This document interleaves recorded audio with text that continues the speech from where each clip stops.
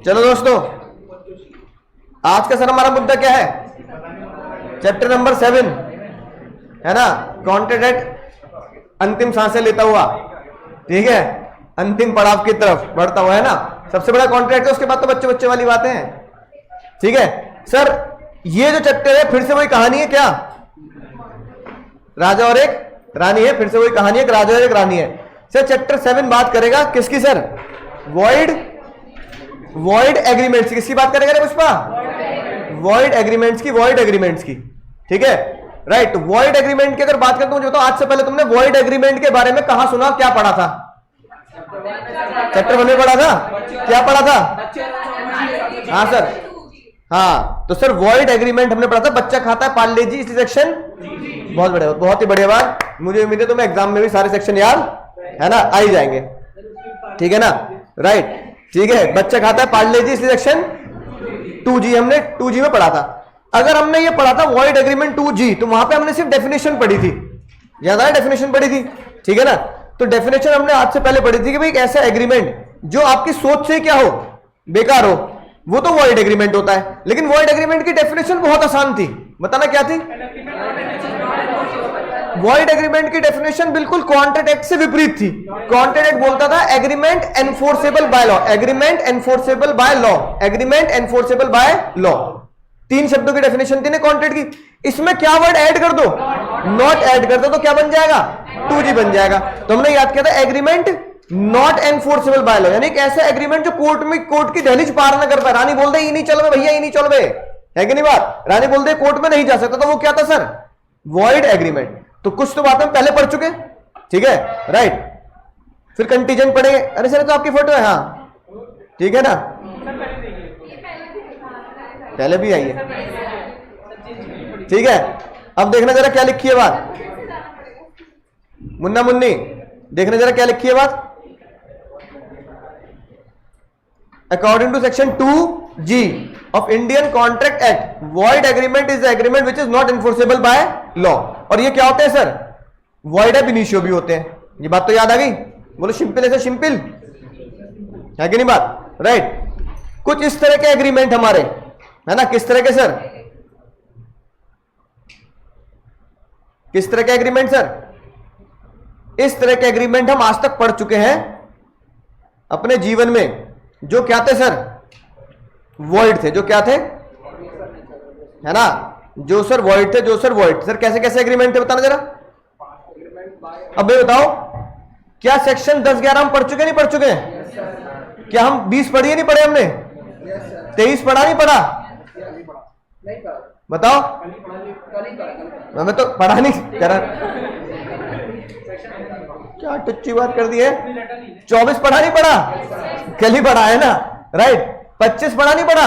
उससे पहले पढ़ा था। यानी कि ये सारी वो चीजें इकट्ठी हैं जो क्या होते हैं सर?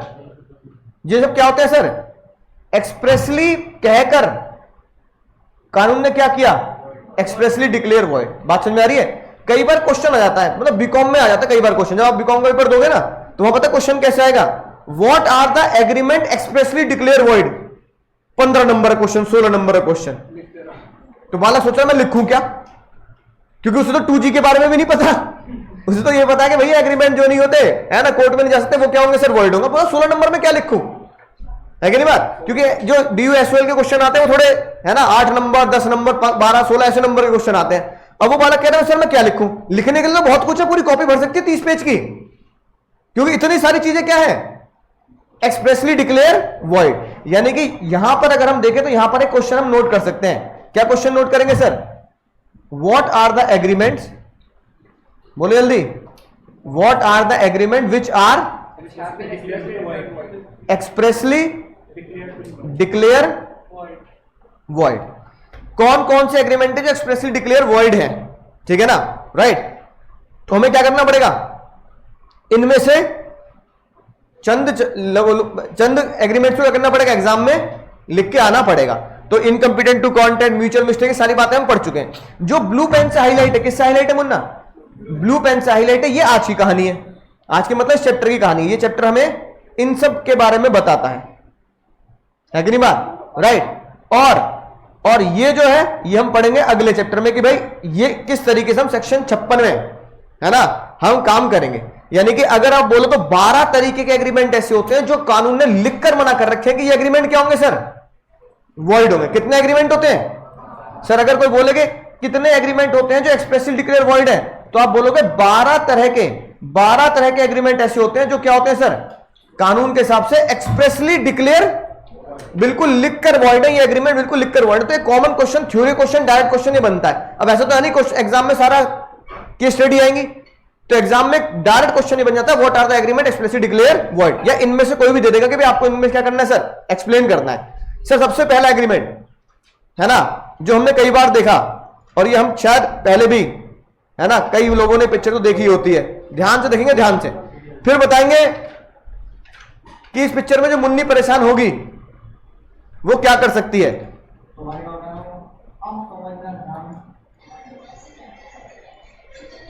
बच्चों के साथ हमेशा सुखी रहो। तुम्हें सुनकर खुशी होगी कि मेरा बेटा कुलजीत बीए कर चुका है और मेरे साथ कारोबार की देखभाल कर रहा है। मालिक की कृपा से अब वक्त आ गया है कि हमारे बचपन की दोस्ती रिश्तेदारी में बदल जाए।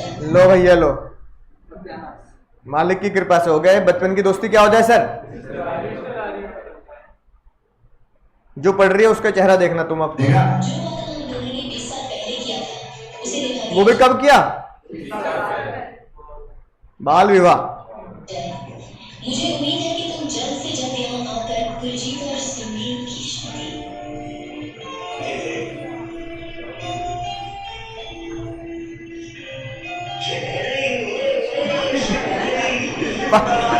पापा अलग ही लेवल पे चल रहे हैं, पापा का लेवल ही अलग है। ये हमारी तहसील, हमारा कल्चर। मम्मी जी भी आज भी बेटी बाप मम्मी पापा दूसरे लेवल पे। इसका मतलब है कि यही हुआ। मैंने आज भी लंदन के दिल में हिंदुस्तान को जिंदा रखा हुआ है। अरे कहीं मैंने देख के आई है जो तेरी बेटी का शक्ल आया है, जाके मुंह ठकरा जाना। अरे छुटके आज मैं बहुत खुश हूँ। एक नहीं 4-5 बोलो जी। सिमरन से एक बात पूछनी थी तो अच्छा था। पूछना चाहिए, पूछो सिमरन से। क्या बात कर रही हो? उसे मैं बचपन से जानता हूँ। तू मत पूछो सिमरन से, बाकी तो पूछ सकते हैं। कह रहा मैं तो नहीं पूछूंगा। किसी से कुछ चीजें हो चुकी है। मालूम तो है कि मैंने 20 साल तुम फिक्र मत कर।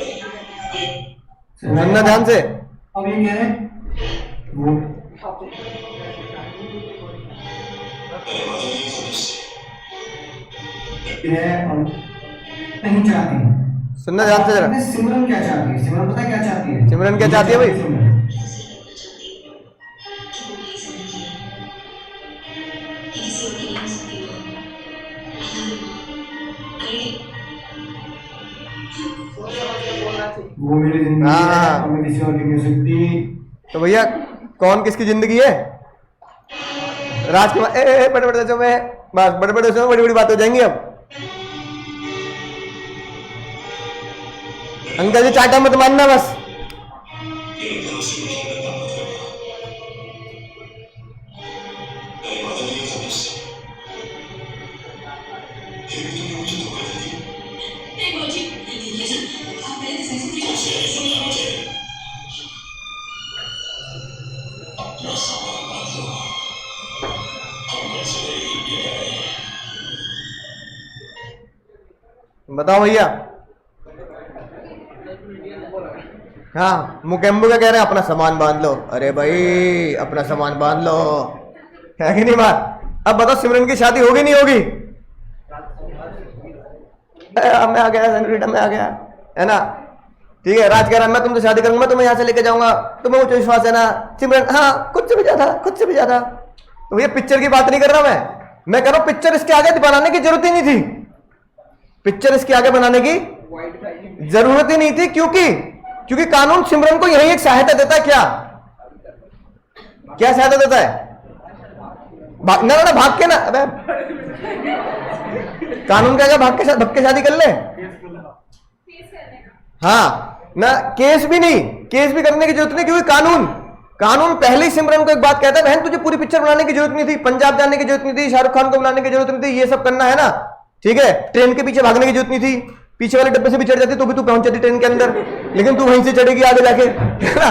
तो ये सब करने की जरूरत थी नहीं अगर तूने क्या पढ़ा होता, अगर तूने लॉ पढ़ा होता। सिमरन की सबसे बड़ी गलती क्या है, इंग्लैंड में होके भी इंग्लैंड का लॉ नहीं पढ़ा। अबे इंग्लैंड का लॉ पढ़ लेती ना सिमरन, तो इंडिया का भी सेमी लॉ है जो क्या है, इंग्लैंड का है। अच्छा ये बताओ, सबकी शादी स्पेशल होती है नहीं होती?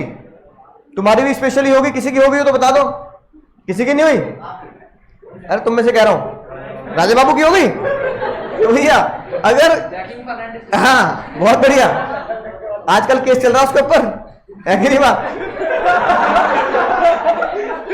तुझे फंसा लेगी वो, जेल चला जाएगा तू अंडरवर्ल्ड के उसमें। तो भैया सुनो, अब ये बताओ सबकी शादी स्पेशल होती है नहीं होती? राजा बाबू भी कह रहा है मेरी भी शादी क्या होगी सर, स्पेशल होगी।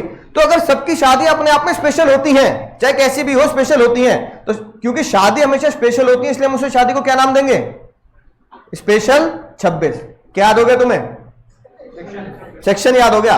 क्योंकि शादियां सबकी स्पेशल होती हैं इसलिए स्पेशल 26 के सेक्शन के हिसाब से जज साहब ने पता क्या बोला, जज साहब ने बोला कि भैया अगर कोई बंदा किसी को शादी करने से रोकता है चाहे उसके पापा ही क्यों ना हो, बात समझ में आ रही है बात? अगर कोई बंदा किसी को शादी करने से रोकता है चाहे उसके पापा ही क्यों ना हो, पापा ही क्यों ना हो, है कि नहीं बात? तो पापा भी कुछ नहीं कर पाएंगे।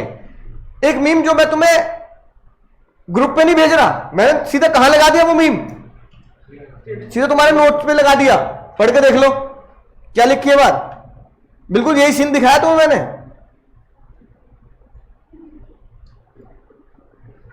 बाबूजी मैंने कहा था बाबूजी कि सेक्शन 26 पढ़ा होगा तो आपको क्या समझ में आती बात कि ऐसे एग्रीमेंट जो किसी को अपनी इच्छा से शादी करने से रोकते हैं वो एग्रीमेंट ही क्या है? तो बाबूजी ने भले ही एग्रीमेंट 20 साल पहले कर लिया हो, या बाबूजी आज 20 साल में एग्रीमेंट करने के लिए तैयार हो, किससे? कुलजीत की शादी और सिमरन की शादी कराएंगे हम। एग्रीमेंट वो ऐसा कर रहे हैं जो किसके खिलाफ है, सिमरन की मर्जी के खिलाफ है, तो एग्रीमेंट क्या होगा, वॉइड होगा। बोलो बात समझ में आ गई? यानी agreement of restraint of trade, restrain of marriage. Restrain मतलब रोकना, एक ऐसा एग्रीमेंट जिससे आप क्या कर रहे हो सर, एक ऐसा एग्रीमेंट जिससे क्या कर रहे हो सर, आप शादी करने से किसी को रोक रहे हो। सारे बालक खुश है ना? हाँ, अगर कोई भी ऐसा एग्रीमेंट जिससे आपको शादी करने से रोका जाए वो एग्रीमेंट क्या होगा सर, वॉइड होगा। मजल है ना? As per section 26 of Indian contract every agreement in restrain of marriage is void. लेकिन मुझे ये बात समझ में नहीं आई, किसी को शादी करने से रोकना वॉइड है, बहुत अच्छी बात है, अच्छी बात है सर, समझ में आ गई बात। अदर देन माइनर क्यों लिखा है? अगर किसी माइनर को शादी करने से रोकोगे तो वॉइड नहीं है भाई। अगर किसी मेजर को शादी करने से रोक रहे हो तो वॉइड है। सिमरन मेजर है कि नहीं है?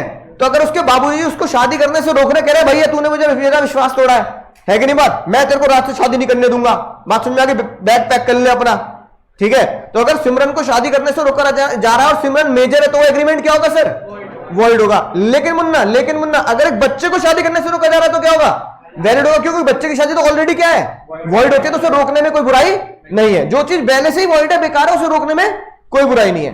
केस कौन सा है सर, है ना, लॉ वर्सेस पियर्स। सर मैं पियर्स से ही नहाता हूं, है ना, राइट? तो ठीक है, तो वो ये law versus Pierce. Kareena Kapoor किससे शादी कर रही है सर, शाहिद कपूर से, और किसी से शादी नहीं करेंगी। शाहिद ने उसे कितने पैसे दे दिए, 2 करोड़ रुपए दे दिए, 2 करोड़ को। और करीना कपूर और चालू निकली, उन्होंने क्या किया, उन्होंने 2 करोड़ भी ले लिए और शादी नहीं करी, है ना। Kareena married Saif and Shahid sued Kareena for recovery of 2 crore. पैसे मिलेंगे नहीं मिलेंगे? क्यों नहीं मिलेंगे? क्योंकि उन्होंने एग्रीमेंट पे लिख दिया कि मैं किसी और से शादी नहीं करूंगी, सिर्फ शाहिद तुझसे शादी करूंगा, किसी और से नहीं करूंगी। तो इसका मतलब पैसे जो दिए जा रहे हैं वो किस लिए दिए जा रहे हैं, किसी और से शादी ना करने के लिए। अगर करीना कपूर ने किसी और से शादी कर ली तो जज साहब ने क्या बोला, it was held that Shahid could not recover anything because agreement was in restrain of marriage. आप किसी को शादी करने से, विवाह करने से नहीं रोक सकते। बात समझ में आ रही है? आज ही बता दूंगा सर घर जाके घर वालों को, है ना, अपनी मर्जी से करूंगा मैं और आप मुझे रोक नहीं पाओगे, है कि बात, राइट? तो सेक्शन 26 लिए मत घूमते रहे ना, तख्ती टांग ली सेक्शन 26 की, restrain of marriage is void. कोई किसी को शादी करने से नहीं रोक पाएगा, ठीक है? शादी करने तुम्हें रोको ना, घर वाले कूटेंगे तुम्हें बड़े तरीके से, है ना, पढ़ ले पहले, राइट? तो देखो इसका मतलब क्या हुआ, ठीक है ना, यानी कि agree for good consideration not to marry. Good consideration मतलब पैसा, अगर आप पैसा लेते हैं किस चीज के लिए, not to marry, promise is not, जिसने पैसा ले लिया वो पैसा भी ले सकता है और शादी भी कर सकता है। ये हम पहले भी जानते हैं, हमने पहले भी ये बात पढ़ी है, लेकिन आज ये मैंने तुम्हें सेक्शन बता दे भाई शादी क्या होती है, स्पेशल होती है, इसलिए सेक्शन क्या है 26 हो गया नहीं हो गया। अब एक बात देखो, बच्चे कह रहे हैं सर ये बात समझ में नहीं आ रही, ये क्या लिखा है सर,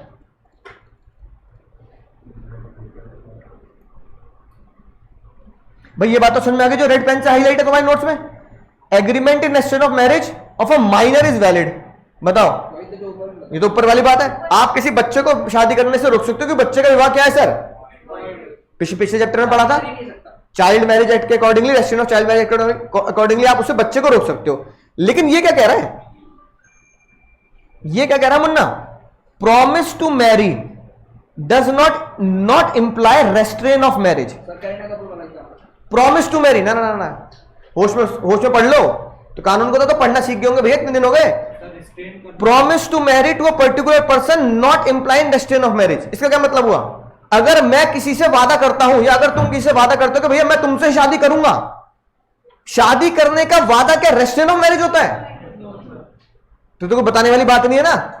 तो कंफ्यूजन क्या है कि लोगों को लगता है शादी करने से रोकना तो ठीक है, क्या है वॉइड है, शादी यहां पे रोक नहीं रहे, क्या कर रहे हैं, हाँ यहां शादी करने से रोका नहीं जा रहा है, यहां क्या हो रहा है, शादी का वादा, किसका वादा सर, शादी करने का वादा, क्या रेस्ट्रेन ऑफ मैरिज है, यहां शादी करने का रोकने की बात नहीं चल रही है, किसकी बात चल रही है, शादी करने की बात चल रही है। तो भैया शादी करने की बात तो दुनिया में वैलिड ही है कि नहीं बात। अगर दो जने वादा कर रहे हैं कि भैया मैं तुमसे शादी करूंगा, एग्रीमेंट कर रहे हो किसका, मैरिज का, तो मैरिज का कॉन्ट्रैक्ट तो क्या है, हमेशा से वैलिड रहा है। तो ये लिखिए बात, अगर कोई बंदा कहता है आई प्रॉमिस टू मैरी, कि भैया रानी मुझसे शादी करोगी, याद आ गई बात, रानी कह रही हाँ मैं तुमसे शादी करूंगी, मैं वादा करती हूं तुमसे शादी करूंगी, तो रानी का ये कहना कि मैं तुमसे शादी करूंगी, क्या ये रेस्ट्रेन ऑफ मैरिज है, ये रेस्ट्रेन ऑफ मैरिज नहीं है, ये तो डूइंग ऑफ मैरिज है ना, है कि नहीं बात। तो रेस्ट्रेन कहां है, तो शादी रोकना और शादी का वादा करना दोनों अलग अलग बातें हैं। एक बात क्या है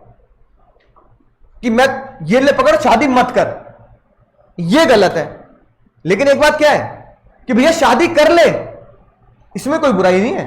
अगर कोई कह रहा है कि प्रॉमिस कर रहा है कि मैं शादी करने के लिए तैयार हूं तुमसे, तो रेस्ट्रेन ऑफ मैरिज नहीं है, ये अलाउड ऑफ मैरिज है, राइट। तो रेस्ट्रेन ऑफ मैरिज और अलाउइंग द मैरिज दोनों अलग अलग चीज है। रेस्ट्रेन ऑफ मैरिज वॉइड है, शादी करने का वादा, प्रॉमिस टू मैरी वॉइड नहीं है। बात समझ आ गई, सिंपल, राइट। तो याद रखेंगे प्रॉमिस, ये तो बताने वाली खैर बात है नहीं, कोई अगर प्रॉमिस टू मैरी कर रहा है तो ये वॉइड नहीं होगा।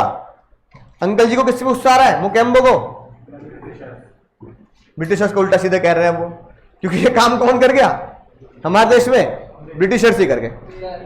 अब भैया पहले वाले केस में जो शाहिद और करीना वाला था, हाँ, उसमें मतलब क्या शाहिद के कहने पर करीना ने ये प्रॉमिस करा था मैं बस तुमसे शादी करूंगी, और खुद से वो प्रॉमिस कर रही नहीं कहते थे करीना प्रॉमिस, शाहिद ओनली, और मैं किसी से शादी नहीं करूंगी, तो ये रेस्ट्रेन ऑफ मैरिज हो गया ना, 2 करोड़ ले भी लिए तो रेस्ट्रेन ऑफ मैरिज हो गया ना, किसी और से शादी नहीं करूंगी, ऐसी क्लॉज नहीं होनी चाहिए एग्रीमेंट में। आप एग्रीमेंट बनाओ कि भैया I will marry you, I promise to marry you, बात खत्म, किसी और से शादी नहीं करूंगी, ऐसी कोई लाइन और ऐसी कोई इंटरप्रिटेशन होनी ही नहीं चाहिए, नन एल्स, किसी और से शादी नहीं करूंगी, तो ये रेस्ट्रेन हो गया। नहीं बात बाद में झगड़ा होगा, नहीं पसंद आ रहा मुझे बात, है कि नहीं बात, राइट। तो भैया ये थोड़ी है कि फिर जबरदस्ती शादी करनी पड़ेगी, आप किसी और को उसकी इच्छा से शादी करने से नहीं रोक सकते, है कि नहीं बात, राइट। अगर एग्रीमेंट हो जाए शादी करने से नहीं रोक पाएंगे, तो फिर तो जिसके शादी हो गया, जिसके बेचारे का रोका हो गया है ना, और उसे बात जमनी थी बाद में, तो उसकी शादी टूटती नहीं इंडिया में, है ना, टूट भी जाती है, ऐसा नहीं है, ठीक है ना। तो ये हो गया सर रेस्ट्रेन ऑफ मैरिज। अब बाबूजी क्या कह रहे हैं, अब राज आ गया, मैं करूंगा आपकी बेटी की शादी, मैं दामूंगा उसके बाद, बाबूजी कह रहे हैं पहले कमा तो ले, अरे भाई पहले कमा तो ले, है ना। तो भैया पहले कमाई होनी चाहिए, शादी होनी चाहिए, कानून उल्टा है, कानून कहता है पहले ब्याह कर ले भाई, कमाई वही तो होती रही, कोई दिक्कत नहीं है। तो पहले अजीब सी बात है, रेस्ट्रेन ऑफ मैरिज सेक्शन 26 है, और अगला है ट्रेड बोले तो व्यापार करना, और व्यापार से रिलेटेड मैरिज, व्यापार से रिलेटेड लॉ क्या है, सेक्शन 27। तो भैया शादी करेंगे, शादी के बाद क्या करना पड़ेगा सर, बिजनेस करना पड़ेगा, कमाना पड़ेगा, ट्रेड करना पड़ेगा, है ना, आपको कमाई करनी पड़ेगी, राइट। तो भैया इसलिए 26 के साथ कौन सा सेक्शन चिपक के पढ़ना है? तो 26 27 एक ही थाली के चट्टे बट्टे हैं। कमाओगे तो शादी, आजकल तो उल्टा भैया पहले कमा लो। तो पुराने जमाने का लॉ है ना, पुराने जमाने में तुमने शादी कर दिया करते थे। गांधी जी की शादी 13 साल में हो गई तो घर वालों को क्या लगता था? शादी कर ले बाद में कमाता रही हो, है कि नहीं बात? तो पुराने जमाने में लोग उल्टे थे, पहले शादी कर दिया करते थे, फिर क्या होता था? हाँ, फिर कमाई होती थी। लेकिन अब जमाना क्या हो चुका है? अब पहले क्या करना पड़ता है? पहले कमाना पड़ता है, फिर क्या करना पड़ेगा? फिर शादी होती है। ठीक है, तो क्योंकि 1872 पुराने जमाने का लॉ है, तो वहां होता था भैया पहले तू शादी कर ले, बाल विवाह हो जाया करते थे 10 साल 9 साल 8 साल 11 साल 12 साल, है ना, राइट। तो इन्हीं इस उम्र में शादी हो जाया करती थी। और उसके बाद फिर, है ना, पढ़ाई लिखाई होने के बाद फिर क्या होता था? हस्बैंड वाइफ मियां बीवी दोनों स्कूल जाया करते थे। चल लिए स्कूल, मेरा बैग तू उठाएगा, है ना। उस जमाने में ऐसे ही हुआ करता था भाई। और स्कूल के बाद जब पढ़ाई लिखाई खत्म हो गई तब कमाया करते थे। तो लॉ बनाने वाले ने भी यही सीक्वेंस जारी रखा, पहले क्या कराएंगे? पहले शादी कराएंगे, फिर क्या कराएंगे? फिर कमाई करेंगे। इसलिए पहले 26 है और फिर 27 है। याद हो जाएंगे सेक्शन दोनों, पहले 26 है और फिर, क्योंकि शादी स्पेशल होती है, स्पेशल 26। और शादी के बाद भैया क्या करना है सर? बिना कमाई के घर गृहस्थी कैसे चलेगी? बिना कमाई के घर गृहस्थी कैसे चलेगी? तो इसलिए अब क्या करना पड़ेगा सर? कमाना पड़ेगा। अब कमाने के लिए भैया एक दिन राजा बाबू मुझसे बोल रहा है, सर मैंने गाना सुना था, एक घर बनाऊंगा तेरे घर के सामने। मैंने कहा तो मुझसे क्यों बोल रहा है बात? कह रहे सर मैं ऐसे बोल रहा हूं क्योंकि इसकी इंटरप्रिटेशन में आपसे भी कुछ करना चाहता हूं। मैंने कहा बोल भाई।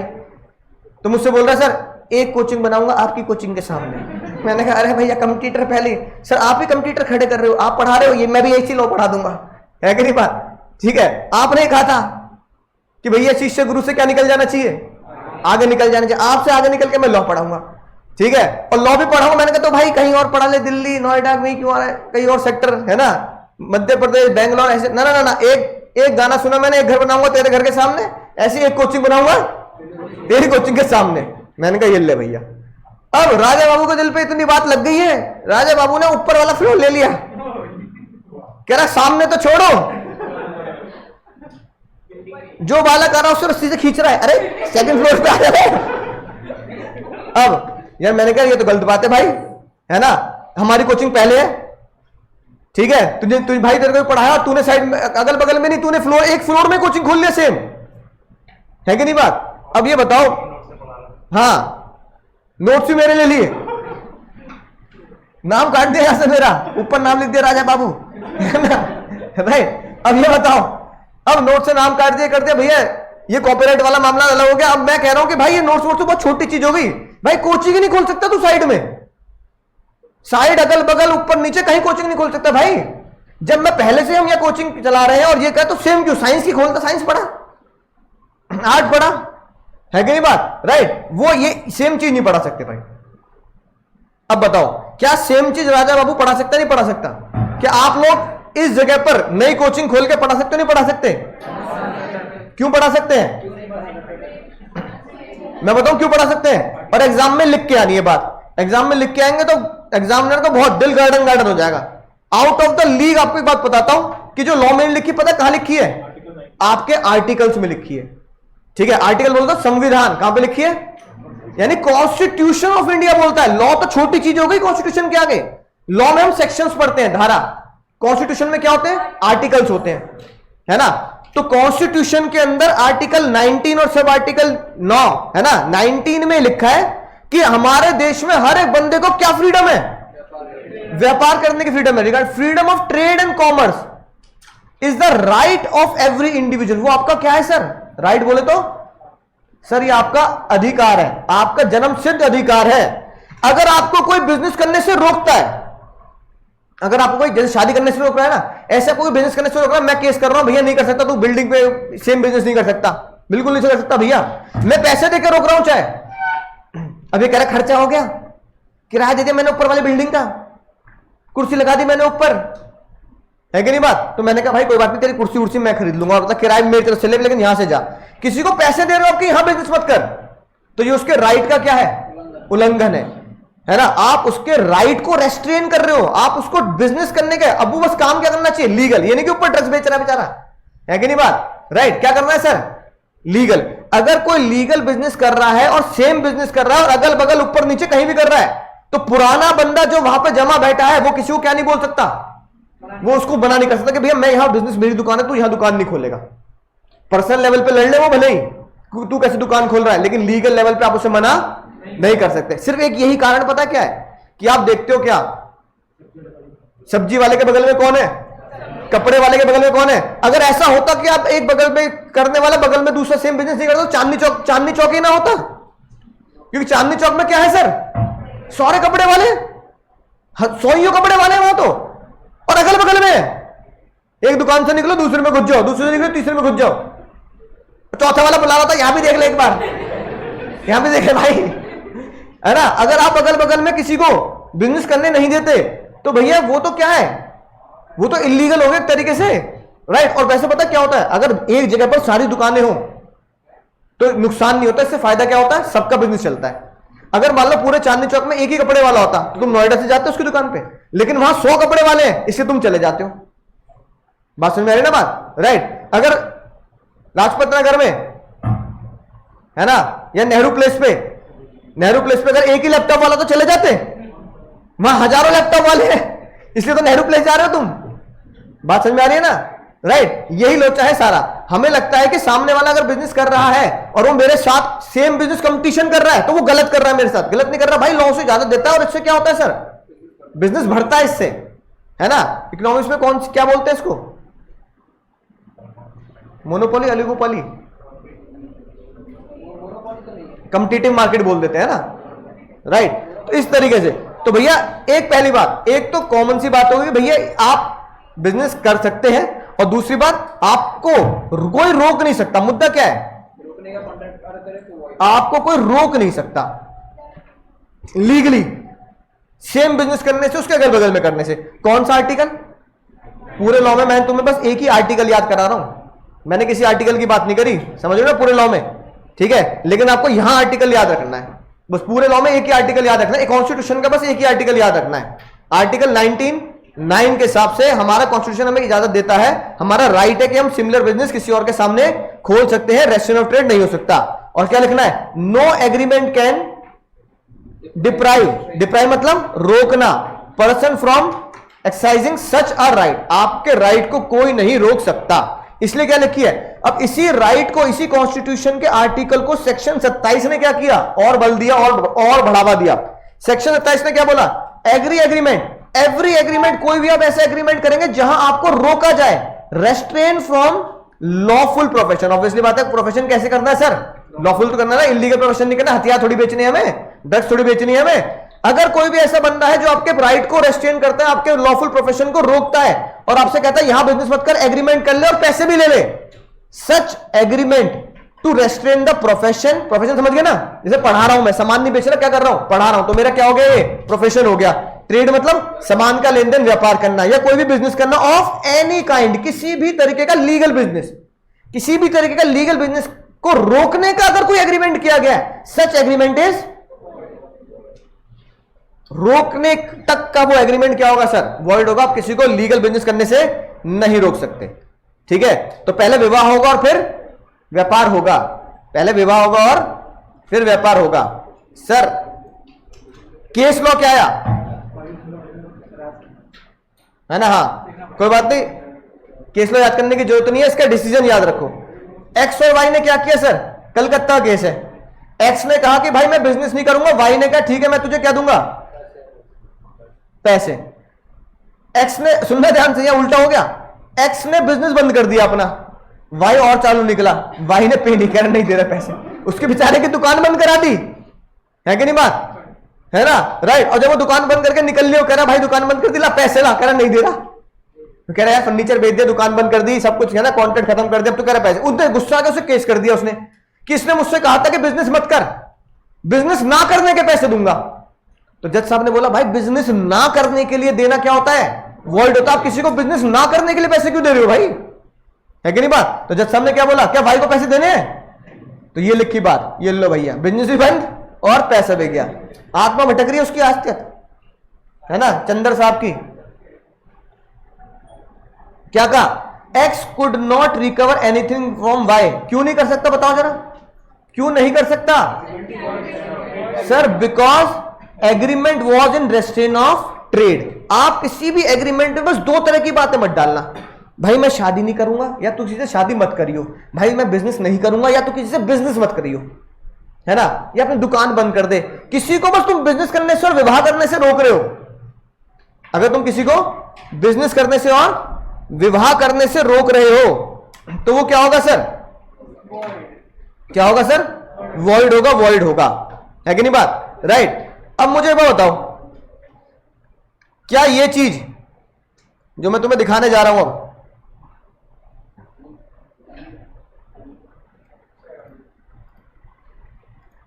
ध्यान समझना, ढाबे के मालिक छोटा ढाबा समझते नहीं, आदमी को छोटा मत समझना। क्या है? जब यार मैं स्ट्रेट बात करता हूँ तुमसे, तुमने मेरे होटल के अंदर जो ढाबा बना के रखा है, जो झोपड़ा बना के रखा है, वो तोड़ डालो। और क्या करूं? सड़क पे जाओ, बड़ा बेचूं, बढ़िया तो नहीं, मेरे होटल में काम करो, मैं तुमको पगार दूंगा 10,000 रुपया महीना। मेरे ढाबे पे काम करो, मैं तुमको 20 देता हूं। आइए तोड़ना साहब। नमस्ते, गुड मॉर्निंग। यही है वो ढाबा? जी हाँ, यही है। मखाना चाट का पैबंद मेरे 5 स्टार होटल में कहा है। अच्छा। ओए प्याज के छिलके इधर आ, इधर आ। देख 5 मिनट के अंदर ढाबा खाली कर, वरना बुलडोजर चला देंगे और नुकसान की जिम्मेदार तुम खुद हो। बताओ भैया, पिक्चर का नाम राजा बाबू है? ठीक है, दूल्हे राजा। अच्छा तो भैया ये देख लो, पिछले जन्म में भी देखी होगी ना पिक्चर, तो भी याद आ जाएगी इससे। और पूछ लो अभी सेक्शन बता दो 23 है सर, रिवाइज तो करने दो, है ना, राइट। तो ध्यान दो। अब ये बताओ, जो भी पिक्चर है ये सिंपल है अपने हमें कॉन्सेप्ट से, है ना, राइट। तुम्हें लगता होगा ना जब मैं कोई भी मूवी देखता हूँ, कुछ भी वेब सीरीज देखता हूँ तो कॉपी पेन लेके बैठता हूँ, हाँ कॉपी पेन लेके बैठता हूँ, ठीक है, हाँ ये कहाँ हो सकता है। तो भैया जो भी चीजें मैंने तुम्हें पहले कहा, जो भी चीजें किससे रिलेट करनी है? अपने आसपास के जीवन से, अपने ज्ञान से, लॉ से रिलेट करो। तो एग्जाम में किसी भी लेवल पर, चाहे वो एलएलबी का हो, सीए, इंटर, फाइनल, जो भी हो, हर लेवल पर आपको क्या रहेगी सर? वो आसानी रहेगी, आपको उसमें इंटरेस्ट क्रिएट होगा। तो लॉ में बच्चे के नंबर क्यों नहीं आते?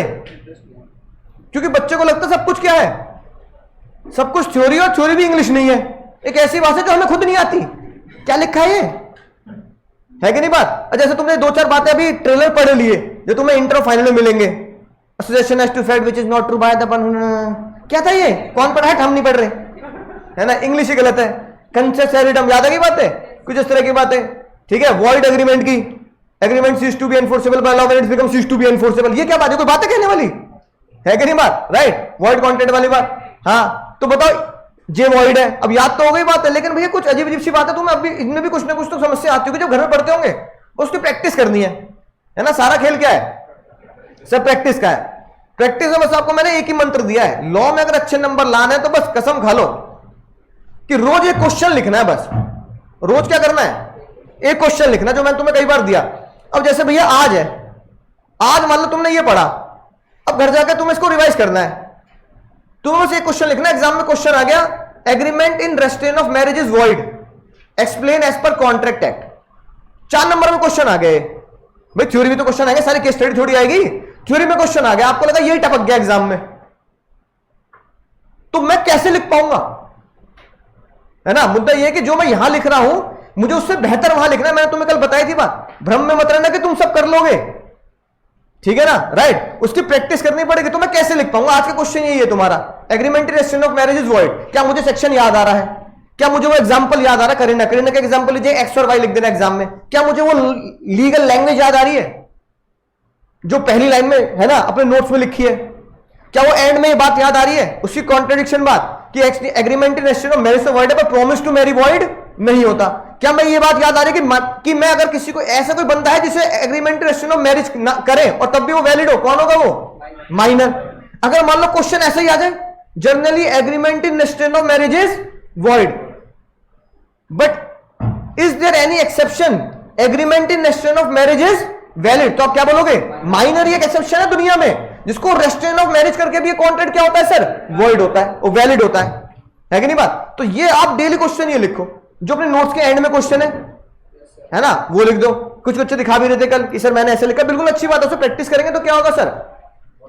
और टेस्ट में मानता रहते हो, टेस्ट में मान लो 12 में से 12 नंबर का 20 नंबर का जो भी आपका 1 नंबर आया है ना, पता तो लगा ना आपको कि मुझे इंप्रूवमेंट की क्या है सर जरूरत है। कोई योद्धा सीधा जंग में अगर मैंने कहा ना सीधा गोली चलाएगा तो वो निशाने पर नहीं लगेगी, तो प्रैक्टिस तो हमें क्या करनी पड़ेगी सर, करनी पड़ेगी, है ना, राइट। बचपन की कहावत तो सब जानते हैं, practice makes the man perfect. तो भैया परफेक्शन उस लेवल का आना पड़ेगा। लॉ में आपको क्या करनी पड़ेगी सर, लिखने की प्रैक्टिस करनी पड़ेगी, लिखोगे तो याद आएगी लीगल लैंग्वेज, ठीक है।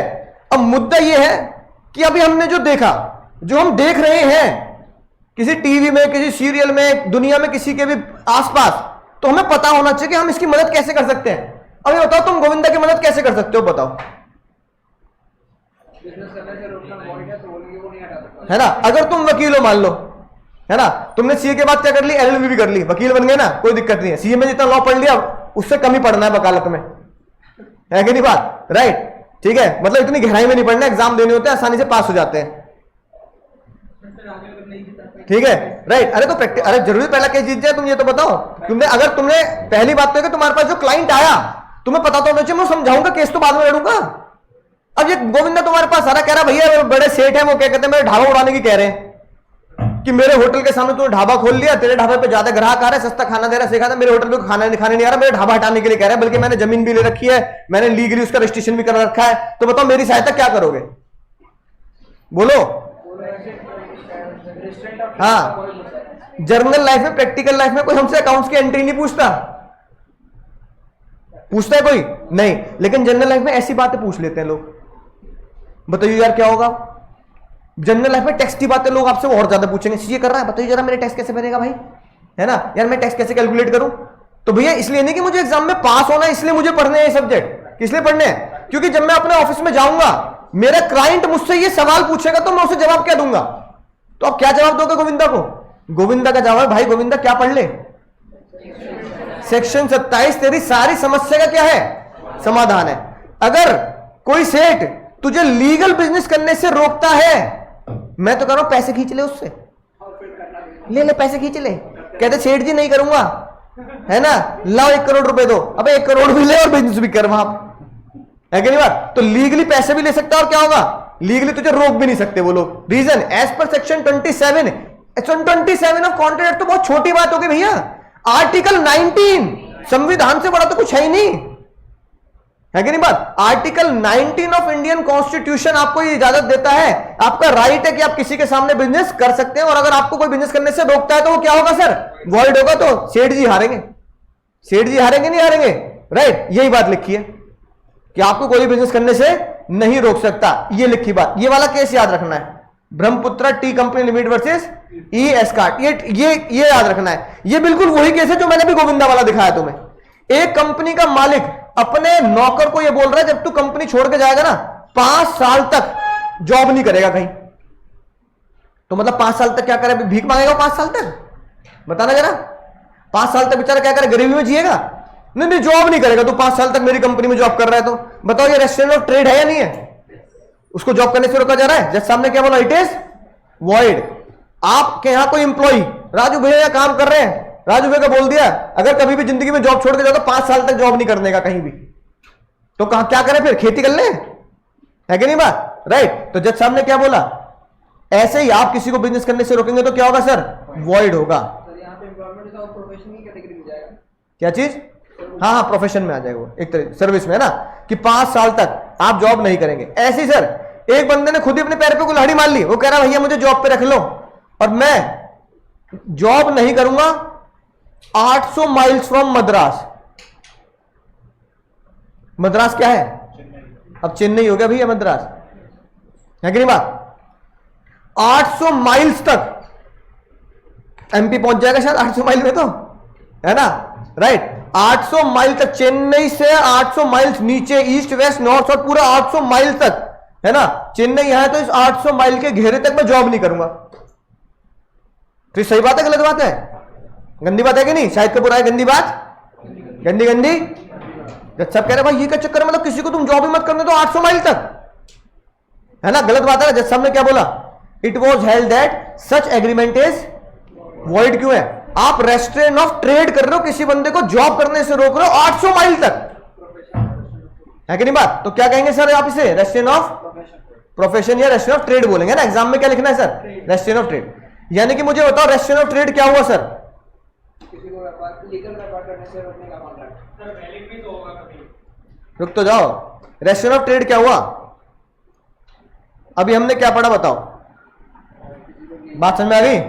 अगर मैं तुमसे बोलूं as per section 27, as per धारा 27, रेस्ट्रेन ऑफ ट्रेड, किसी को लीगल व्यापार करने से रोकना, क्या होगा सर? वॉइड होगा। जमते कि नहीं जमती?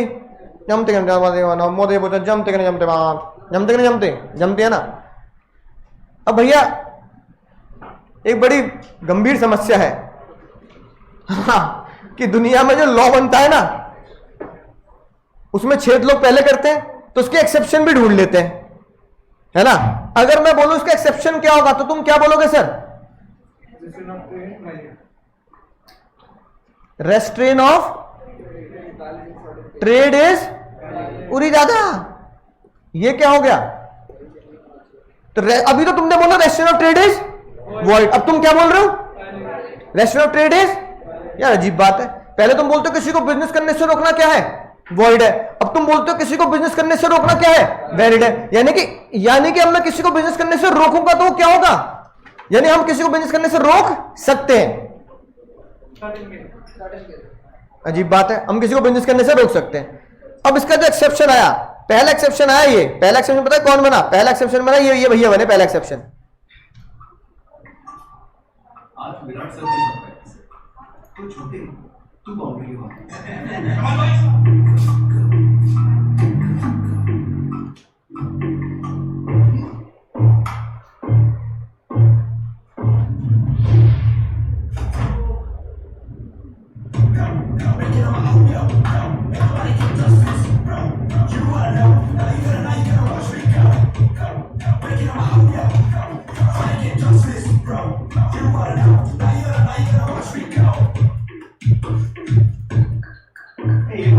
फील्ड के बाहर वाला फील्डर है।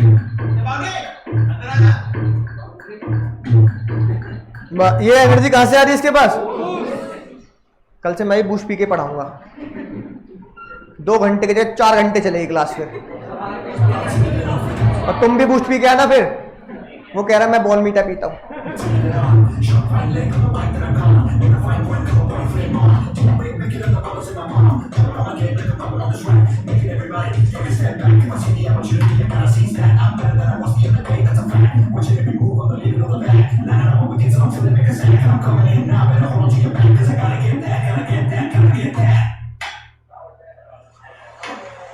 आउट है।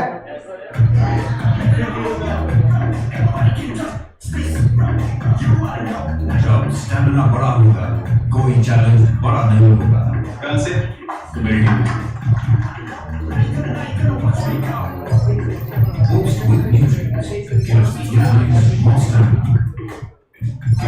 बताओ भैया, बूस्ट आ गया है ना? तो कल से बूस्ट पी के आएंगे हम भी, तुम भी 4-4 घंटे पढ़ेंगे। अब ऐड कौन कर रहा है बूस्ट का, बताना? मतलब विराट कोहली ऐड कर रहा है। अब विराट कोहली के पास एक नई कंपनी का ऐड आया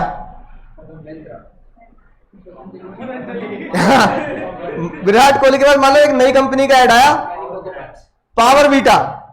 किसका ऐड आया भैया?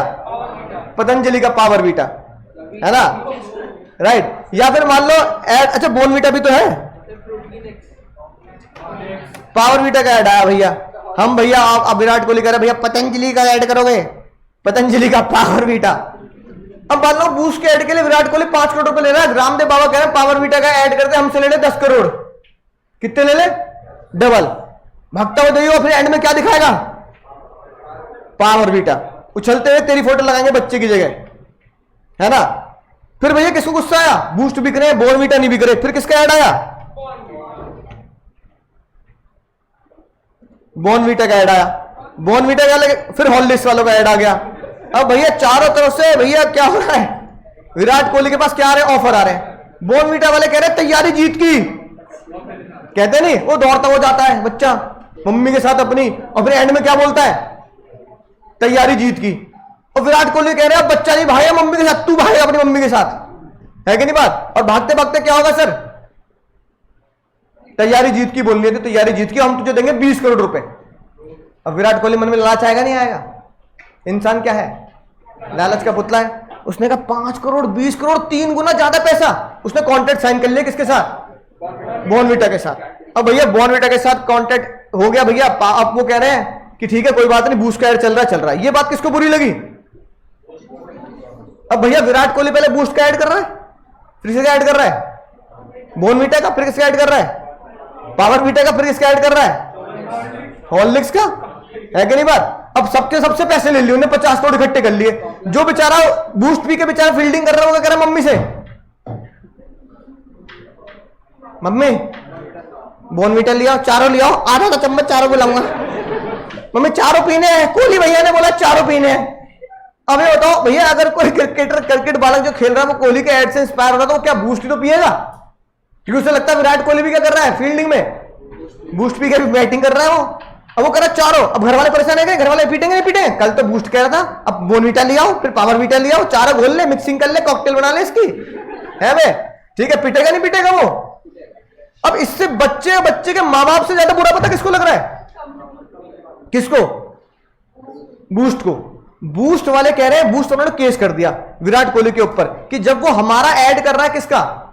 बूस्ट का ऐड कर रहा है, तो पावर वीटा कैसे ऐड कर लेगा, बॉर्नविटा कैसे ऐड कर लेगा? विराट कोहली भी बहुत तेज निकला, कह रहा तेज दौड़ता हूं तो दिमाग भी तेज दौड़ाऊंगा। उसने पता क्या बोला? Sir as per 27 of Indian contract act plus as per article 19 of constitution of India, Boost company is restraining me for doing the trade. मेरे को मेरा बिजनेस है ना, मेरा काम, मेरा प्रोफेशन है भैया। अगर मैं क्रिकेटर हूं, मुझे ऐड मिल रहा है तो मैं करूंगा क्या? पैसे कमाने के लिए क्या दिक्कत है? मुझे ऐड करने से, प्रोफेशन करने से रोका जा रहा है भैया, मैं तो ऐड करूंगा। एक्सचेंज ऑफ ट्रेड कर रहे हो, किसी को लीगल काम कर रहा हूं मैं कोई इलीगल प्रोडक्ट थोड़ी बेच रहा हूं। पहले क्या बेचता था? बूस्ट। अब बूस्ट के ऐड चल रहा है, चलते रहने तो अब क्या बेचूंगा? बॉर्नविटा। क्या दिक्कत है? रेस्ट्रेन ऑफ ट्रेड है या नहीं है? रेस्ट्रेन, अच्छा कानूनी जवाब, रेस्ट्रेन ऑफ ट्रेड वैलिड या restrain of trade invalid? Restrain of trade valid या रेस्ट्रेन ऑफ ट्रेड वॉइड? मैं ये पूछ रहा हूं, is Virat Kohli's case covered in restrain of trade is void और Virat Kohli's case covered in restrain of trade is valid? पक्का? क्यों? एग्रीमेंट हो रखा होता है उसके साथ, जब कंटिन्यू होता है तो दूसरे का नहीं होता। अच्छा विराट कोहली कह रहा है अब मैं ऐड करूंगा विक्स का। विक्स का तो ऐड करता है ना वो, सर में दर्द हो रहा है भैया विक्स लगाओ, है कि नहीं बात? वो वाला ऐड। तो क्या विराट कोहली विक्स का ऐड कर सकता है? है ना? ये ऐड अलाउड होगा नहीं होगा? ये वाला विक्स का ऐड कर सकता नहीं कर सकता? क्यों कर सकता? अब तुम रेस्ट्रेन ऑफ ट्रेड क्यों नहीं बोल रहे थे? हाँ, क्योंकि प्रोडक्ट लाइन क्या नहीं है। यानी कि अगर वो विक्स का ऐड कर रहा है तो फिर वो कॉफसिल वगैरह का ऐड नहीं कर सकता। लेकिन ऐसी वो किसका ऐड कर रहा है? बूस्ट का, तो किसका ऐड नहीं करेगा वो? हाँ, बॉर्नविटा का ऐड नहीं करेगा। जज साहब ने इसे पता किस कैटेगरी में रखा? जज साहब ने इसको किस कैटेगरी में रखा भैया? It is called exception of restraint of trade. Point number A, sale of goodwill. Goodwill बोलो तो ब्रांड वैल्यू। एक तरीके से आपने अपनी गुडविल या ब्रांड वैल्यू किसी को बेच दी। अच्छा गुडविल वगैरह बिकती नहीं बिकती? पार्टनरशिप में क्वेश्चन किए ना, तो जिसको आप गुडविल बेच रहे हो फिर आप अपनी वही ब्रांड वैल्यू, वही गुडविल किसी और को, तो विराट कोहली ने अपनी ब्रांड वैल्यू, अपनी गुडविल किसको दी है? बूस्ट वालों को, कि आप मेरी गुडविल का इस्तेमाल करो, मेरे ब्रांड का इस्तेमाल करो, मेरे चेहरे का इस्तेमाल करो, मुझे दिखाओ, मैं अपनी गुडविल, अपनी ब्रांड वैल्यू आपको बेचता हूं। तो विराट कोहली सेम अपनी goodwill, same brand value, same product Bournvita को नहीं बेच सकता। सेलर ऑफ द गुडविल और ब्रांड, यहां गुडविल को क्या कैसे लिख सकते हैं सर? ब्रांड से भी लिख सकते हैं। Seller of a goodwill of brand can be restrain from carrying out similar business. उसे किस चीज से रोका जा सकता है? सिमिलर बिजनेस करने से रोका जा सकता है। जब आपने अपनी गुडविल किसी को बेच दी तो सिमिलर बिजनेस वो नहीं कर सकता, राइट। लेकिन सबसे खतरनाक बात पता क्या है? विराट कोहली कह रहा है मैं बॉर्नविटा का ऐड करूंगा, बॉर्नविटा का मैं ऐड करूंगा, वेस्ट इंडीज में करूंगा। अब बूस्ट वाले कह रहे क्यों करेगा वेस्ट इंडीज में? तू बूस्ट का ही ऐड करता है तो अब तू बॉर्नविटा कैसे कर रहा है? कर सकता नहीं कर सकता? बताओ। सब डिपेंड करता है कि बूस्ट वेस्ट इंडीज में है है कि नहीं? क्रिस गेल के साथ दौड़ रहा है कि नहीं? बात कर सकता नहीं कर सकता? कर सकता है, कोई दिक्कत वाली बात नहीं, आप कर सकते हैं। अच्छा, विराट कोहली कह रहा है मैं बूस्ट का ऐड कर रहा हूं नेपाल में, पड़ोसी देश अपना नेपाल, कर सकता नहीं कर सकता? कर सकता है। अच्छा, बूस्ट मान लो अंडमान निकोबार में बूस्ट का कोई ऐड ही नहीं चलता, ठीक है ना? अंडमान निकोबार में बूस्ट का कोई ऐड नहीं चलता, बूस्ट वाले वहां बेचते ही नहीं जी, ठीक है? वो कहते हैं हमारे ऐड वहां दिखाने की जरूरत नहीं है, वहां के चैनल वगैरह पे दिखाने की जरूरत नहीं है। अब विराट कोहली कह रहा है मैं अंडमान निकोबार जो इंडिया का हिस्सा है वहां ऐड करना चाहता हूं बॉर्नवीटा का। बॉर्नवीटा वाले कह रहे चल हमारा ऐड कर दे, वहां कोई बात नहीं, कुछ तो लोग खरीदेंगे। कर सकता नहीं कर सकता है? बताओ। अब यहां बच्चों को लग रहा है नहीं कर सकता है, कर सकता है। तो जज साहब ने पता क्या बोला, ये है सबसे खतरनाक लाइन। सर मुद्दे की बात है ये, विद इन, आपको लिमिट से बाहर जाने की इजाजत है ना, राइट? हो सकती है, लिमिट में आपको बांधा जा सकता है, यानी कि आप किसी को रोक सकते हैं बिजनेस करने से, लेकिन किस में sir? With in the specified limit. जैसे अगर मैं कहूं, अगर यहां पे जो केस हुआ, ये वाला जो केस हुआ है ना, जैक्सन वाला, अगर आप यहां ये लिख देते कि जैसे तू कंपनी छोड़ के जाएगा चेन्नई के 8 माइल्स के आसपास, कितने माइल्स में? 8 माइल्स के घेरे में जॉब नहीं करेगा, is restriction of trade is valid or void? ये वैलिड होगा। 8 माइल्स कितना हो गया, है कि नहीं बात? ज्यादा 12-13 किलोमीटर, है कि नहीं बात? जज सब कह रहे इसमें क्या बुराई है भाई? इसमें ये रेस्ट्रिक्शन ऑफ ट्रेड नहीं है।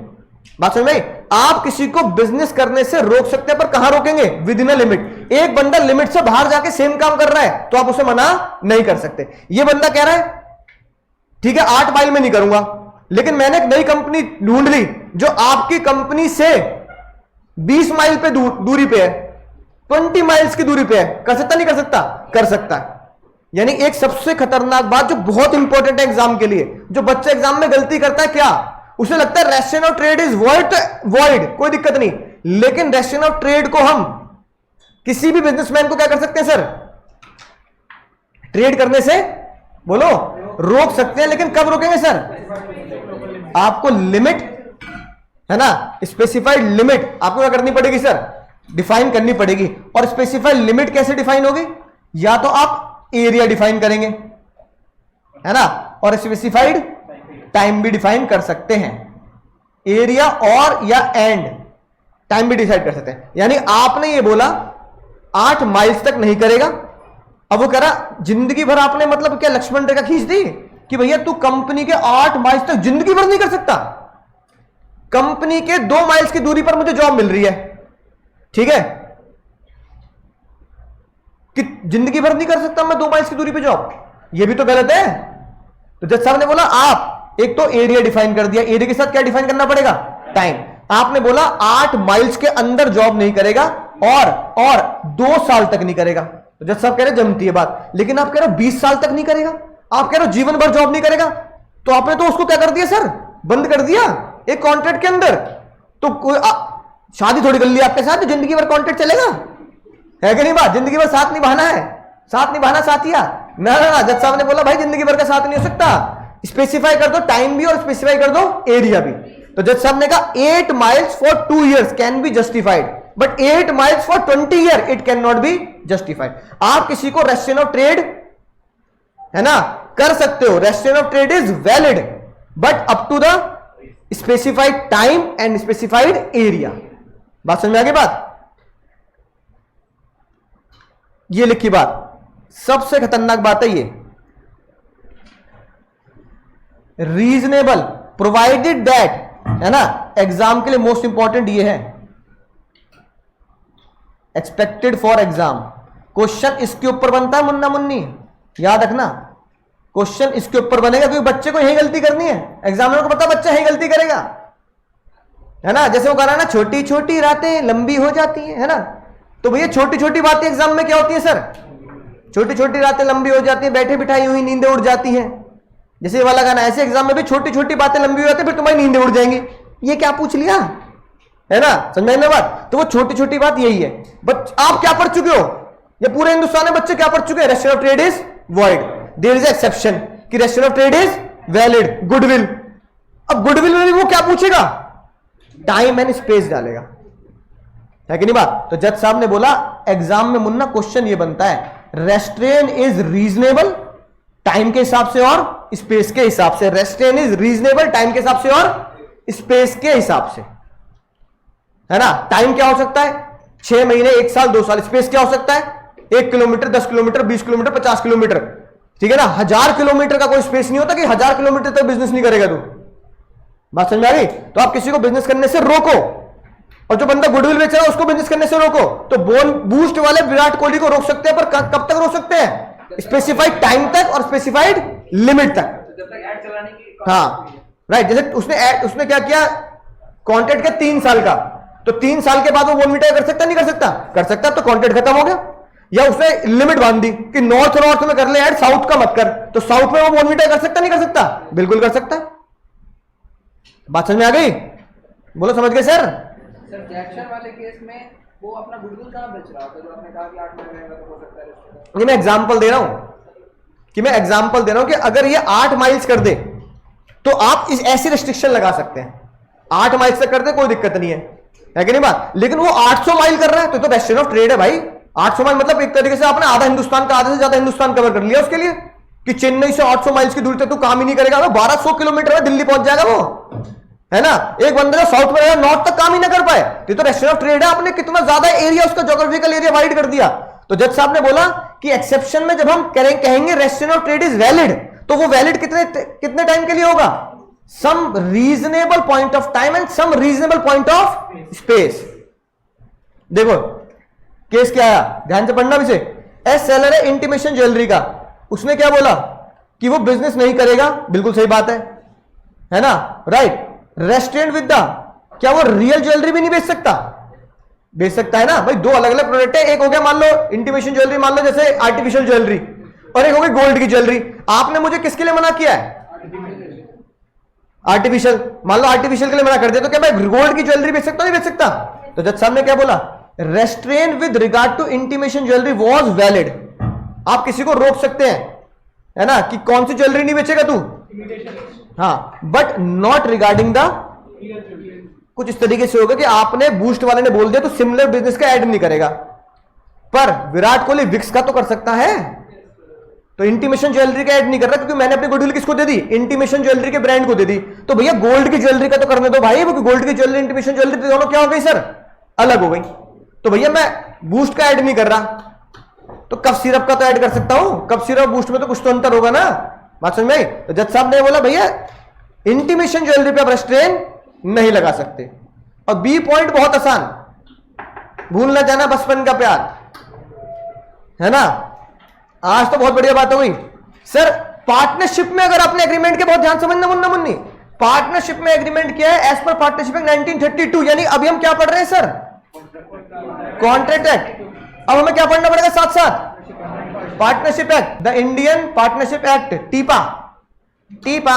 टीपे को टीप देना है ना, राइट। आज तो बहुत ऐतिहासिक दिन है, अभी तक तो मैं 2-3 सेक्शन मिक्स कराता था, आज हमें क्या मिक्स करना है, 2 एक्ट, है ना। संगम हुआ है आज तो, ये संगम तो प्यार का संगम है, जन्मों का बंधन है ना की बात। तो भैया तो संगम हुआ है 2 एक्ट का, बहुत ही बड़ा ऐतिहासिक दिन है। अभी तो 2 सेक्शन पढ़ लिया करते थे, 10 के साथ 11, 11 के साथ 68, 3 सेक्शन मर्ज कर दिए, है कि नहीं बात। आज क्या पढ़ना है हमें सर, 2 भयंकर एक्ट मिक्स करने हमें, है कि नहीं बात। हाँ पार्टी सर, ठीक है। 2 एक्ट मिक्स करने क्या करना है सर, 2 एक्ट को एक साथ पढ़ना है, यानी कि सेक्शन 27 प्लस पार्टनरशिप एक्ट के कुछ मजेदार सेक्शन। सुनना ध्यान से भैया, एग्जिस्टिंग पार्टनर के ऊपर आप कह रहे हो कि अगर तू हमारी कंपनी पार्टनर बनेगा, है ना।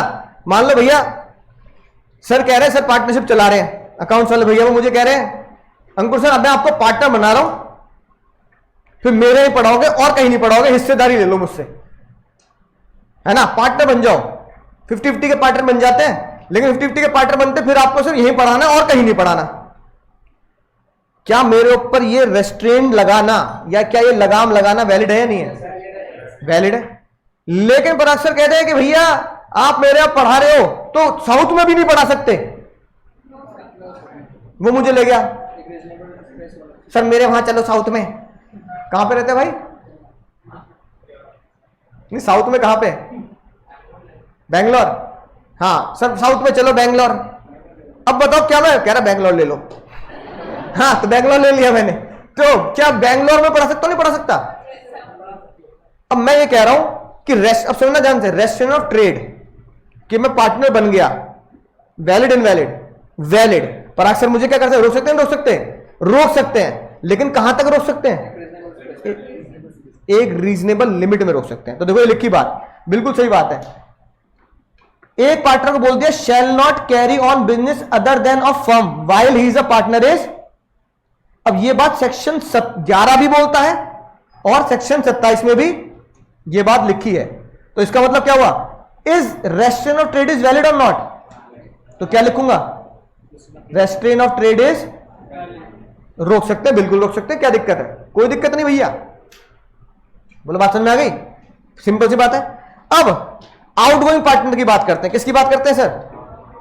Outgoing partner. सारी जनरल एंट्री तुमने याद ही कर रखी है ना। आउटगोइंग पार्टनर की बात करते हैं। एक पार्टनर जो बिजनेस को छोड़ के जा रहा है, यानी कि आउटगोइंग है तो रिटायरमेंट ले रहा होगा। एक पार्टनर जो रिटायर होकर जा रहा है उसको क्या बोल दिया? He will not carry on any similar business to the firm, कि सेम बिजनेस मत करियो। वो कह रहा क्यों ना करियो, मुझे तो यही आता है। तुम रेस्ट्रेन ऑफ बिजनेस कर रहे हो मेरे साथ। अब रेस्ट्रेन, उसके साथ बिजनेस करने का रेस्ट्रेन, वैलिड इनवैलिड? एक बार बताओ, आउटगोइंग पार्टनर को पैसे देते हो तो किस कुछ नहीं देते? गुडविल के पैसे देते हो। तो गुडविल के पैसे क्यों देते हो भाई?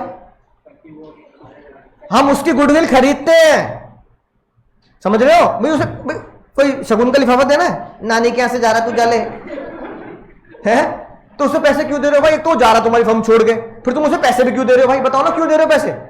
तुम उसका हिसाब किताब कर रहे हो, उसके अकाउंट्स सेटल कर रहे हो, उसका पैसा एसेट वगैरह एडजस्ट कर रहे हो, लेकिन गुडविल का पैसा क्यों दे रहे हो उसे?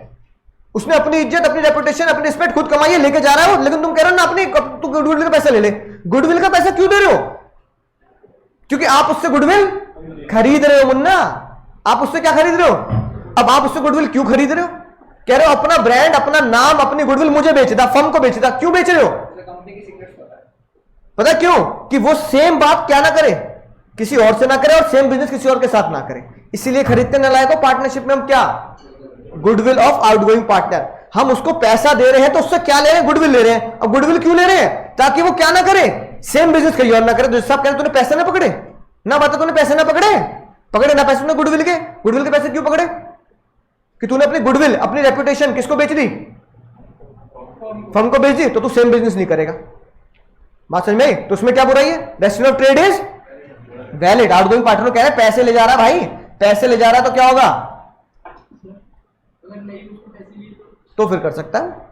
अगर वो अपनी गुडविल नहीं बेचा तो कर सकता है, लेकिन गुडविल बेचकर भी उसके ऊपर क्या कह सकते हो आप? हाँ, स्पेसिफाइड लोकल लिमिट की। अब वो कह रहा है मैंने गुडविल अपनी बेची, हमारा बिजनेस चलता था नोएडा में, मैं कह रहा हूं गुजरात जाके करूंगा बिजनेस। तो गुजरात से क्या दिक्कत है तुम्हें? बात समझ में आ रही ना? तो आप एक पार्टनर को बिजनेस करने से रोक सकते हैं, नहीं रोक सकते? एक आउटगोइंग पार्टनर को सिमिलर बिजनेस करने से रोक सकते हैं with in a specified limit and with in a specified time. वो कह रहा है मैं नोएडा में आपकी ब्रांच में हूं, नोएडा में पार्टनरशिप में हूं, मैं फर्म छोड़ के जा रहा हूं, लेकिन मैं एक दिन आऊंगा लौट के, है ना? ये ट्रक के पीछे लिखा होता, रो मत पगली लौट आऊंगा, हंस मत पगली प्यार हो जाएगा, रो मत पगली लौट आऊंगा। ऐसी बातें लिखी होती हैं, है कि नहीं बात? ऐसे वो कह रहा है एक दिन लौट के आऊंगा मैं, है ना, रो मत पगली लौट आऊंगा। तो क्या तुम उसे बोल दोगे तू नोएडा के फर्म में काम करता था, जिंदगी भर नोएडा में बिजनेस नहीं कर सकता? नहीं, जज साहब ने कहा भाई जिंदगी भर का क्या, 20 साल, 20 साल क्या, आप 1 साल 2 साल लगा सकते हो, लेकिन उसे ये नहीं बोल सकते तो गुजरात से जब नोएडा आएगा तो क्या होगा? 20 साल तक, 15 साल तक, 10 साल तक नोएडा में बिजनेस नहीं करता। आप क्या कर रहे हो उसके साथ? आप उसके साथ ज्यादती कर रहे हो। आप कह रहे हो कि इस एरिया में तो जिंदगी भर बिजनेस ना करे, ये भी गलत है। इसलिए क्या होगा सर? रेस्ट्रेन क्या होना चाहिए सर? रीजनेबल। रीजनेबल क्या होता है बताओ? मैटर ऑफ फैक्ट है, matter of law? Matter of fact है। किसी के लिए 2 साल रीजनेबल हो सकते हैं, किसी के लिए मात्र 6 महीने रीजनेबल हो सकते हैं, किसी का एरिया 100 किलोमीटर रीजनेबल हो सकता है, किसी का एरिया 20 किलोमीटर रीजनेबल हो सकता है, लेकिन आप उसके ऊपर लाइफ टाइम रेस्ट्रेन नहीं लगा सकते। तो जज साहब ने बोला restrain of trade is void, exception आया restrain of trade is valid, पर एक्सेप्शन के साथ 2 शब्द जोड़ दिए, restrain of trade is valid up to specified time and up to specified limit, यानी कि ज्योग्राफिकल एरिया। ऐसे ही भैया फर्म डिसॉल्व हो रही है। अब क्या हो रही है सर? पहले एग्जिस्ट करता था पार्टनर, अब वो पार्टनर छोड़ के जा रहा है, अब क्या हो रहा है सर? फर्म डिसॉल्व हो रही है।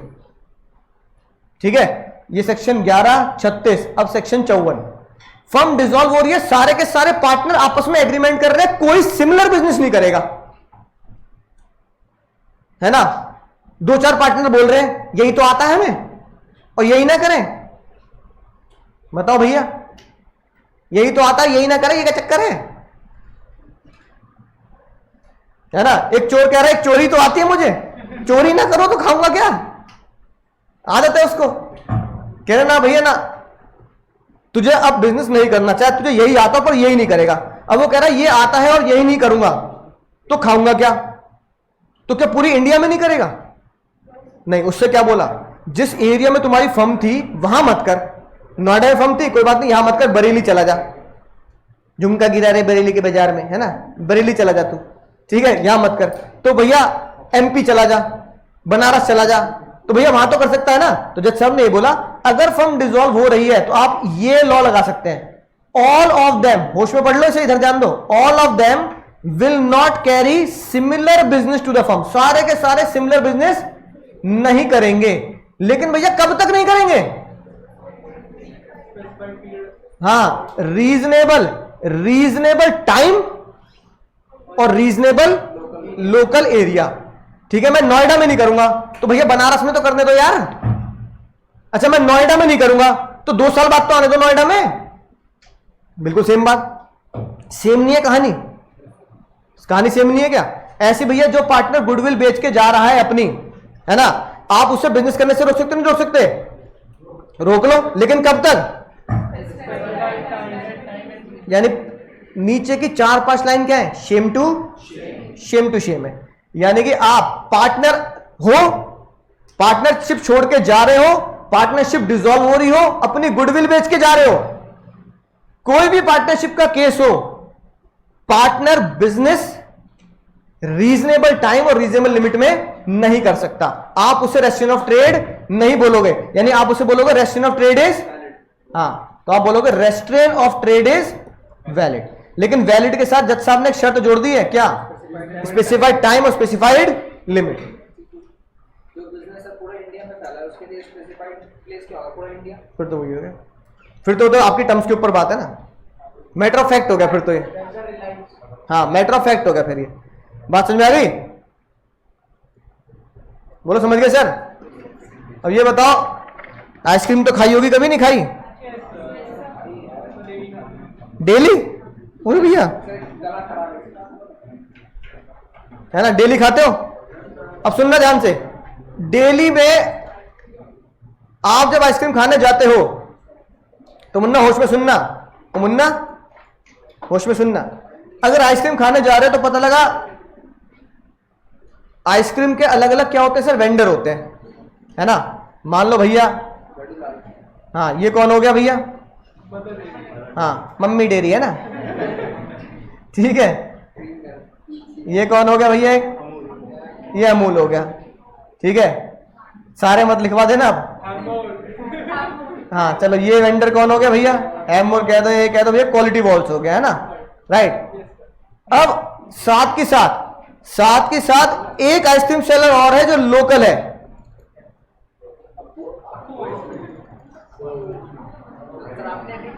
नहीं है, ये क्या है सर? हाँ, लेकिन अप्पू आइसक्रीम आती है, लोकल सेलर है, हाँ, लोकल सेलर, वो कुछ एरिया में, है ना, अप्पू है। अब ये बताओ, अप्पू कह रहा मैं भी यहीं क्या करूंगा सर? मैं भी यहीं बिजनेस करूंगा। तो बताओ, अप्पू आइसक्रीम ने सारे एक जगह पे खड़े हो गए, हाँ, गाजियाबाद में अप्पू आइसक्रीम, है ना। अब ये बताओ भैया, अप्पू आइसक्रीम वाला आया, उसका लोगो भी पता क्या है? हाथी वाला लोगो, उसका हाथी वाला, ये हाथी, ठीक है, ये वाला हाथ अप्पू आइसक्रीम का लोगो है। अब ये कह रहा है, अब चौथा कौन आ गया सर? चौथा आ गया भैया आइसक्रीम सेलर अप्पू वाला, अप्पू आइसक्रीम। अब ये पता है ये चारों एक जगह पे खड़े हैं, देखा होगा ना, हमारे घर के आसपास जो आइसक्रीम सेलर खड़े होते हैं बहुत सारे एक ही जगह पे खड़े होते हैं। तो आपको क्या होगा भैया? आइसक्रीम स्ट्रीट होगी, वहीं चल रहे हैं आइसक्रीम खाने। अब चारों ने पता क्या किया? चारों ने कहा आपस में लड़ने से बढ़िया पता है क्या है, एक भाई फिक्स प्राइस डिसाइड कर लेते हैं। क्या डिसाइड कर लेते हैं? Fix price. चारों ने एक एग्रीमेंट किया, मिनिमम प्राइस आप कोई भी आइसक्रीम बेचो 5 से नीचे नहीं बेचने का। किससे नीचे नहीं बेचने का? 5 रुपए मिनिमम प्राइस। वो ऑरेंज बार, मैंगो बार जो भी आप बेच रहे हो ना, छोटी बड़ी, किससे नीचे नहीं बेचने का? 5 रुपए। अब भैया तुम गए, तुमने भैया ऑरेंज बार दे दो, ऑरेंज बार। इसने कितने की बोली? 5 की। अब अमूल्य में कितने की बोली? इसने भी कितने की बोली? और फिर तुमने कहा अप्पू भैया कितने की दोगे? 5 की। तुम किससे खरीदोगे? Mother dairy. ये कह रहा है राजा बाबू अमूल। और भाई क्वालिटी वॉल्स।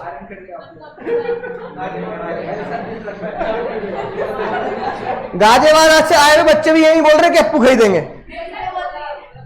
है ना। लेकिन 99.99% लोग किससे खरीद रहे सर?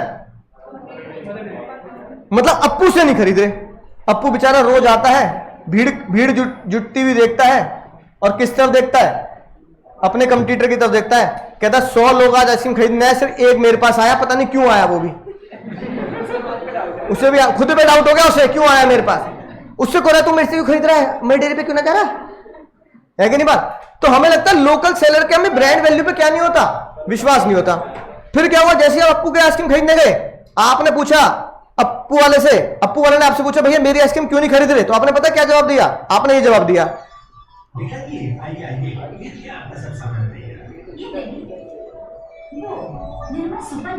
अप्पू नहीं, निर्मा खाएगी, अप्पू नहीं, कौन? Mother dairy.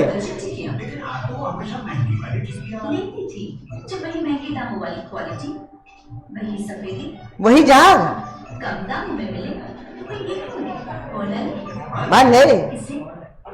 अब बताओ, अब भैया तुमने भी अप्पू वाले को क्या बोल दिया? वही सफेदी वही झाग। अगर सेम दाम में मिल रहा है तो कोई अप्पू क्यों ले? मदर डेयरी ना ले, अमूल ना ले। तो ऑब्वियसली बात है कि नहीं भाई, वही सफेदी वही झाग, वही आइसक्रीम, वही आपके मैंगो बार, ऑरेंज बार, जो भी है, जो आपको एक अच्छे ब्रांड पे मिल रही है, क्वालिटी वॉल्स पे मिल रही है, मदर डेयरी मिल रही है, तो अप्पू पे कौन जाएगा? कोई जाएगा क्या? कोई नहीं जाएगा। अप्पू वाले के दिल पे लगी नहीं लगी बात? अप्पू वाले की जो आइसक्रीम में एक्सपायरी डेट के करीब आ रही है, क्या है भाई भैया भैया एक्सपायरी हो जाएगी, तो एक्सपायरी डेट ऑफर निकाल दिया उन्होंने। एक्सपायरी डेट ऑफर 5 रुपए में 2,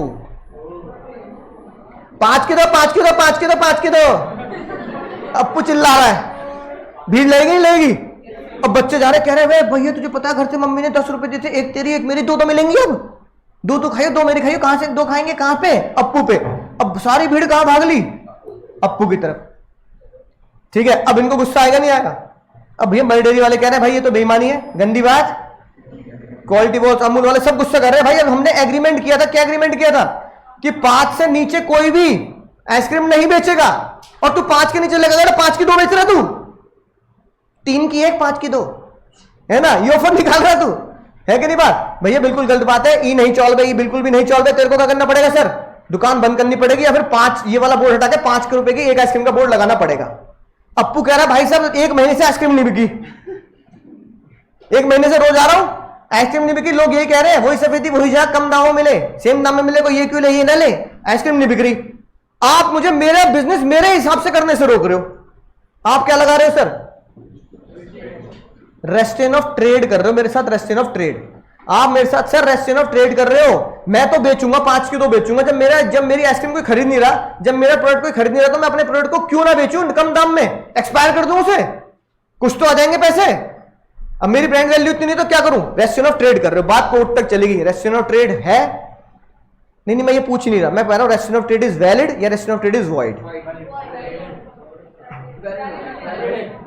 सोच समझ गया? कुछ बच्चे कह रहे हैं वॉइड, कुछ बच्चे कह रहे हैं valid. Is restrain of trade valid या रेस्ट्रेन ऑफ ट्रेड?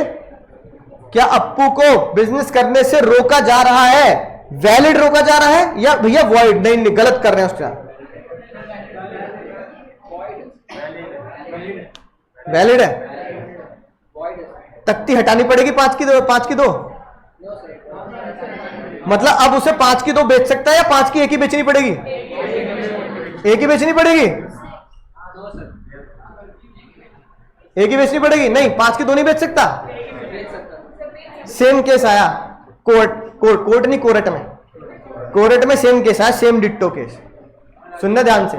और ये केस मेरे घर के पास भी है, मैं तुम्हें बताता हूं, है ना, शॉर्ट में।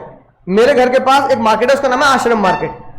आश्रम मार्केट इसलिए क्योंकि मेरे घर के पास जो मंदिर है ना, तो मंदिर ने क्या कर रखा है, मंदिर के बाहर क्या निकाल रखी है? दुकानें। समझ गए ना भाई? मान लो ये मंदिर है, मंदिर के बाहर क्या निकाल दिया? नीचे दुकान निकाल दी। लेकिन वहां जो भी दुकान खरीदता है उसके कॉन्ट्रैक्ट में एक बात लिखी जाती है, क्योंकि भैया क्योंकि ये मंदिर के अंदर की दुकानें हैं, बस फेसिंग बाहर है, तो आप मंदिर में क्या नहीं बेच सकते? अंडे नहीं बेचोगे। संडे हो या मंडे, रोज खाओ अंडे, लेकिन यहां से नहीं मिलेंगे। है कि नहीं बात? अब एक बेचारा, एक रेस्टोरेंट वाला जो भैया एग रोल बना रहा है, ऑमलेट बना रहा है, अगर वो दुकान ले ले और फिर वो कह रहा है कि मुझे अंडे नहीं बेचने दे रहे मंदिर की सोसाइटी, वो मंदिर की कमेटी वाले, मेरे को मेरा बिजनेस करने से रोक रहे, क्योंकि मेरा बिजनेस ही क्या है? अंडे बेचना, एग रोल बनाना, ऑमलेट बनाना। वो कह रहा है रेस्टोरेंट ऑफ ट्रेड कर रहे हो क्या? नहीं। पता क्यों? रेस्टोरेंट ऑफ ट्रेड नहीं है ये।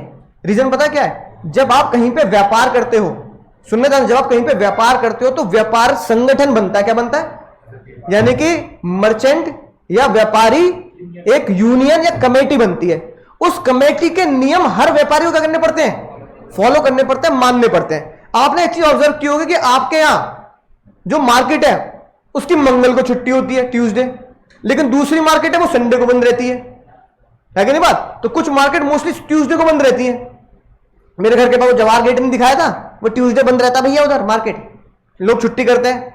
है कि नहीं बात? क्योंकि जो व्यापारी है उसका माल कब बिकेगा? संडे को, जब हम लोगों की छुट्टी होगी। अब वो खुद संडे को दुकान बंद कर देगा तो उसके सामान कैसे बिकेगा? तो कुछ लोग कहते हैं भैया हम ट्यूसडे को बंद करेंगे, कुछ लोग कहते हैं हम वेडनेसडे को बंद करेंगे। सब अपने व्यापार के हिसाब से करते हैं काम, ठीक है। अब शनिवार को कुछ लोग मानते हैं लोहा नहीं खरीदना, तो तुम्हें पता लोहा मंडी कब बंद होती है? शनिवार को। क्यों शनिवार को लोग क्या नहीं करते? लोहा नहीं खरीदते, अपनी अपनी मान्यता है कि नहीं बात? तो लोहा मंडी शनिवार को बंद है, कपड़ा मंडी मंगल को बंद है कि नहीं बात? कोई संगठन कह रहा हम संडे को बंद रखेंगे, तो भैया वो व्यापार के नियम है ना। तो जज साहब ने बोला ये रेस्टोरेंट ऑफ ट्रेड नहीं होता। दुकान क्यों ली फिर तूने आश्रम मार्केट में? भाई तूने मंदिर परिसर में दुकान खरीदी क्यों फिर, जब तुझे पता है तेरे कॉन्ट्रैक्ट में लिख रही बात? ऐसा तो है नहीं कॉन्ट्रैक्ट बाद में बनाया गया होगा, तुझे बताया गया होगा ना। तो रेस्टोरेंट ऑफ ट्रेड नहीं है। अप्पू हारेगा जीतेगा? हारेगा। केस का नाम जो याद रखना है, केस का नाम आया ये SB Fraser company versus Bombay ice cream manufacturing company. सुनने ध्यान से क्या कहा? रेगुलेट द बिजनेस और fix the price is not. Business में कोई शर्त लगा देना, मार्केट की शर्त लगा देना और कोई प्राइस फिक्स कर देना, इससे नीचे नहीं बेचेंगे आप, ये वॉइड नहीं है। आप अप्पू ये नहीं बोल सकता मैं क्यों नहीं बेच सकता, मैं तो बेचूंगा 5 रुपए की दो। देखो ये केस आया, एग्रीमेंट किया सम आइसक्रीम मैन्युफैक्चरर ने, कुछ आइसक्रीम मैन्युफैक्चरर थे, उन्होंने क्या बोला कि भैया हम कितने से नीचे नहीं बेचेंगे? मिनिमम प्राइस 5 रुपए से नीचे नहीं बेचेंगे, है ना, राइट। तो ये क्या है सर, क्या ये वॉइड है?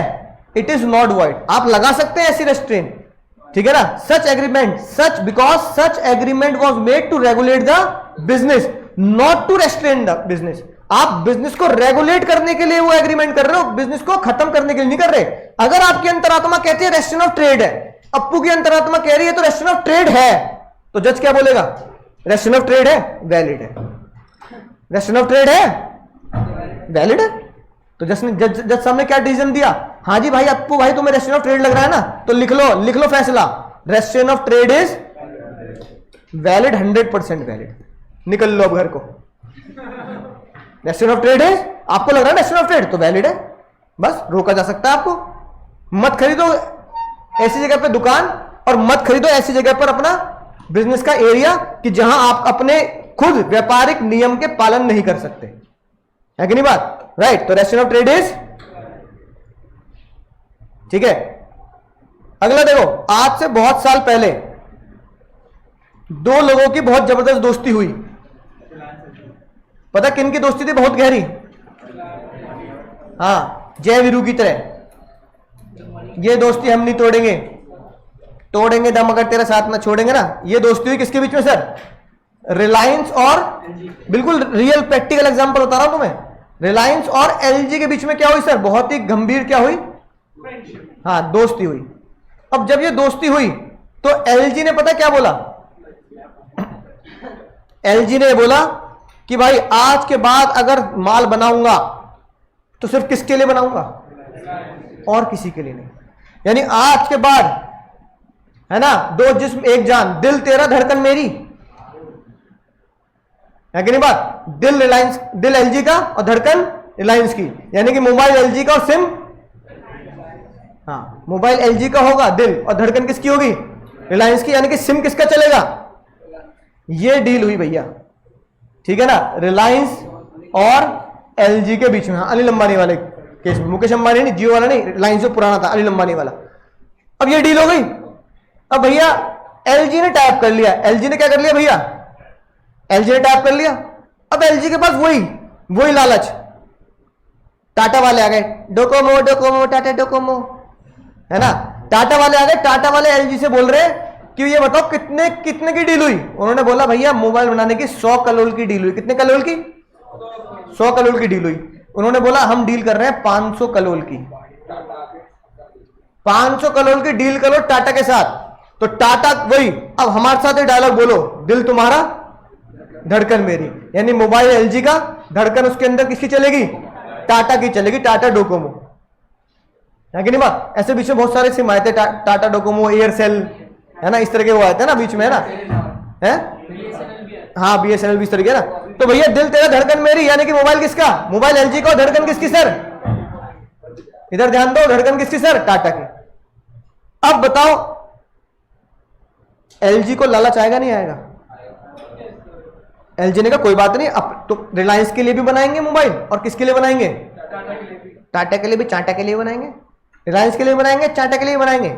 अब रिलायंस वालों को जैसे पता लगा जो मोबाइल और जो मॉडल आप हमारे लिए बना रहे हो, वैसे ही मॉडल आप किसके लिए बना रहे हो सर, तो एलजी वाले को कोई दिक्कत नहीं, उनको तो प्रॉफिट हो रहा है। दिक्कत किसको आई, रिलायंस वालों ने एलजी के ऊपर केस कर दिया, जब कॉन्ट्रैक्ट हमारे साथ किया था कि दोस्ती हमारी ही थी, हमारा विवाह हो गया था एक तरीके से, बीच में एक्स कैसे आ गया, है कि नहीं बात। और सामने वाला बंदा बोल भी रहा है तेरे साथ भी रहूंगा, उसके साथ भी रहूंगा, क्या दिक्कत है कि नहीं बात। भाई दिक्कत नहीं है क्या, बहुत दिक्कत है मुझे। ऐसे रिलायंस वाले कह रहे ऐसे कैसे दिक्कत होगी भाई, बहुत दिक्कत है मुझे, है हमारे मोबाइल बेच रहा है, उसके भी मोबाइल बेच रहा है, क्या बात है भैया। अब पता है कि एलजी क्या बोल रहा है, एलजी बोल रहा है तुम जलते हो मुझसे, तुम्हारे साथ डील कितनी 100, उसके साथ कितनी 500, तुम मुझे बिजनेस करने से रोक रहे हो, रेस्टोरेंट ट्रेड कर रहे हो मेरे साथ, कर दो तुम भी दे दो हमें 500 का कॉन्ट्रैक्ट। तुम 500 करोड़ का कॉन्ट्रैक्ट क्यों नहीं कर रहे, एलजी वाले कह रहे 500 का तुम दे दो ना कॉन्ट्रैक्ट, हम नहीं करेंगे उनसे। रिलायंस वाले कह रहे 500 क्यों देते, जो हमारी 100 करोड़ की डील हुई है अभी, तो पहले 100 करोड़ की डील कॉन्ट्रैक्ट का, फिर आगे कॉन्ट्रैक्ट को एक्सटेंड करेंगे। तो कह रहे ना तुम मुझे रेस्टोरेंट कर रहे हो, क्या करने से सर, मेरा बिजनेस हो जाए, मेरे पास कैपेसिटी है, मशीनें है, मैन पावर है कि मैं एक साथ तुम्हारे भी बना सकता हूं मोबाइल और टाटा के लिए बना सकता हूं मोबाइल, तुम्हें क्या दिक्कत है। बात कोर्ट तक पहुंच गई, बात कोर्ट तक। एलजी वाले कह रहे हैं रिलायंस ये केस करके क्या कर रहा है सर, रेस्टोरेंट ऑफ ट्रेड कर रहा है। रिलायंस वाले कह रहे हैं विवाह हुआ है हमारा, ऐसे नहीं जाने नहीं दूंगा, जाने नहीं देंगे तुझे जाने नहीं, है कि नहीं, विवाह हुआ है हमारा, 7 फेरे लिए हमने, जन्मों जन्मों का साथ था, और अभी टाटा के पास नहीं जा सकता। ठीक है, तो रिलायंस कह रहे हैं कि भैया तुम टाटा को सामान नहीं बेचोगे, टाटा कह रहा है भैया फैसला कर लो बता दो, एलजी कह रहा है रेस्टोरेंट ऑफ ट्रेड है। मुद्दा आया एलजी के सवाल पर, क्या रिलायंस रेस्टोरेंट ऑफ ट्रेड कर रहा है, छोड़ो रेस्टोरेंट ऑफ ट्रेड कर रहा है नहीं कर रहा, मैं ये नहीं पूछ रहा, मैं कह रहा हूं रेस्टोरेंट ऑफ ट्रेड कर भी रहा है। Restaurant of trade is valid या वॉइड, वैलिड क्यों, क्योंकि विवाह हुआ है, विवाह क्या हुआ है, बिल्कुल विवाह की तरह है कॉन्ट्रैक्ट। और जज साहब ने इसे पता क्या नाम दिया, जज साहब ने इसे नाम दिया सोल डीलिंग एग्रीमेंट। सोल मतलब एक अकेला सिर्फ तुमसे ही डील करूंगा, सिर्फ तुमसे ही विवाह करूंगा, है कि नहीं बात। सोल डीलिंग करिए आपने उससे, सोल एक, सिर्फ और सिर्फ एक के साथ ही विवाह करना है, और एक के साथ ही डील करनी है, एक के साथ ही बिजनेस कॉन्ट्रैक्ट करना है। तो फिर तुम किसी और से विवाह, बिना तलाक लिए विवाह नहीं कर सकते, बिना कॉन्ट्रैक्ट के विवाह नहीं कर सकते। तो जज साहब ने कहा भैया ये बिल्कुल विवाह की तरह है, जैसे दो लोग आपस में विवाह करते हैं, ऐसे दो कंपनी ने क्या किया है, विवाह किया। और उस विवाह को जज साहब ने कानूनी नाम दिया, क्या नाम दिया, it is the marriage, it is like a marriage agreement of Reliance and LG. और उस क्योंकि मैरिज एग्रीमेंट नहीं बोल सकते, तो जज साहब ने क्या नाम दिया उसको, सोल डीलिंग, एक अकेला एग्रीमेंट। जज साहब ने कहा अगर तुमने किया है तो क्या होगा? Restrain of trade. अगर तुम्हें लगता है रेस्ट्रेन ऑफ ट्रेड है तो क्या होगा सर?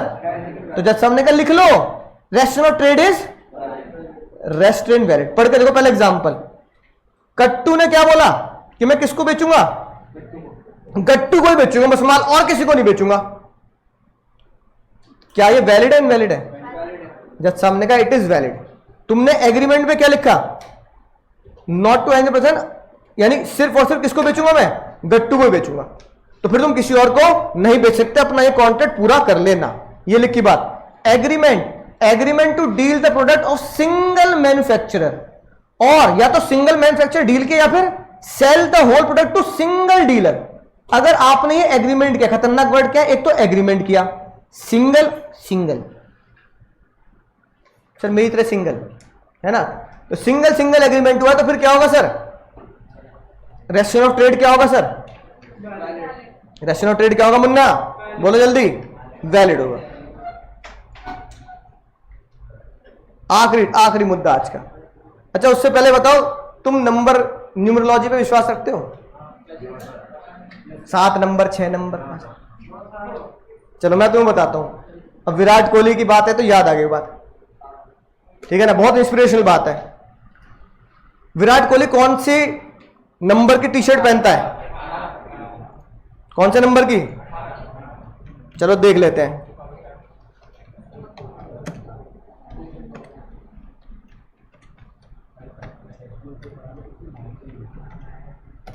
जर्सी नंबर है ना, कौन सी पहनता भैया?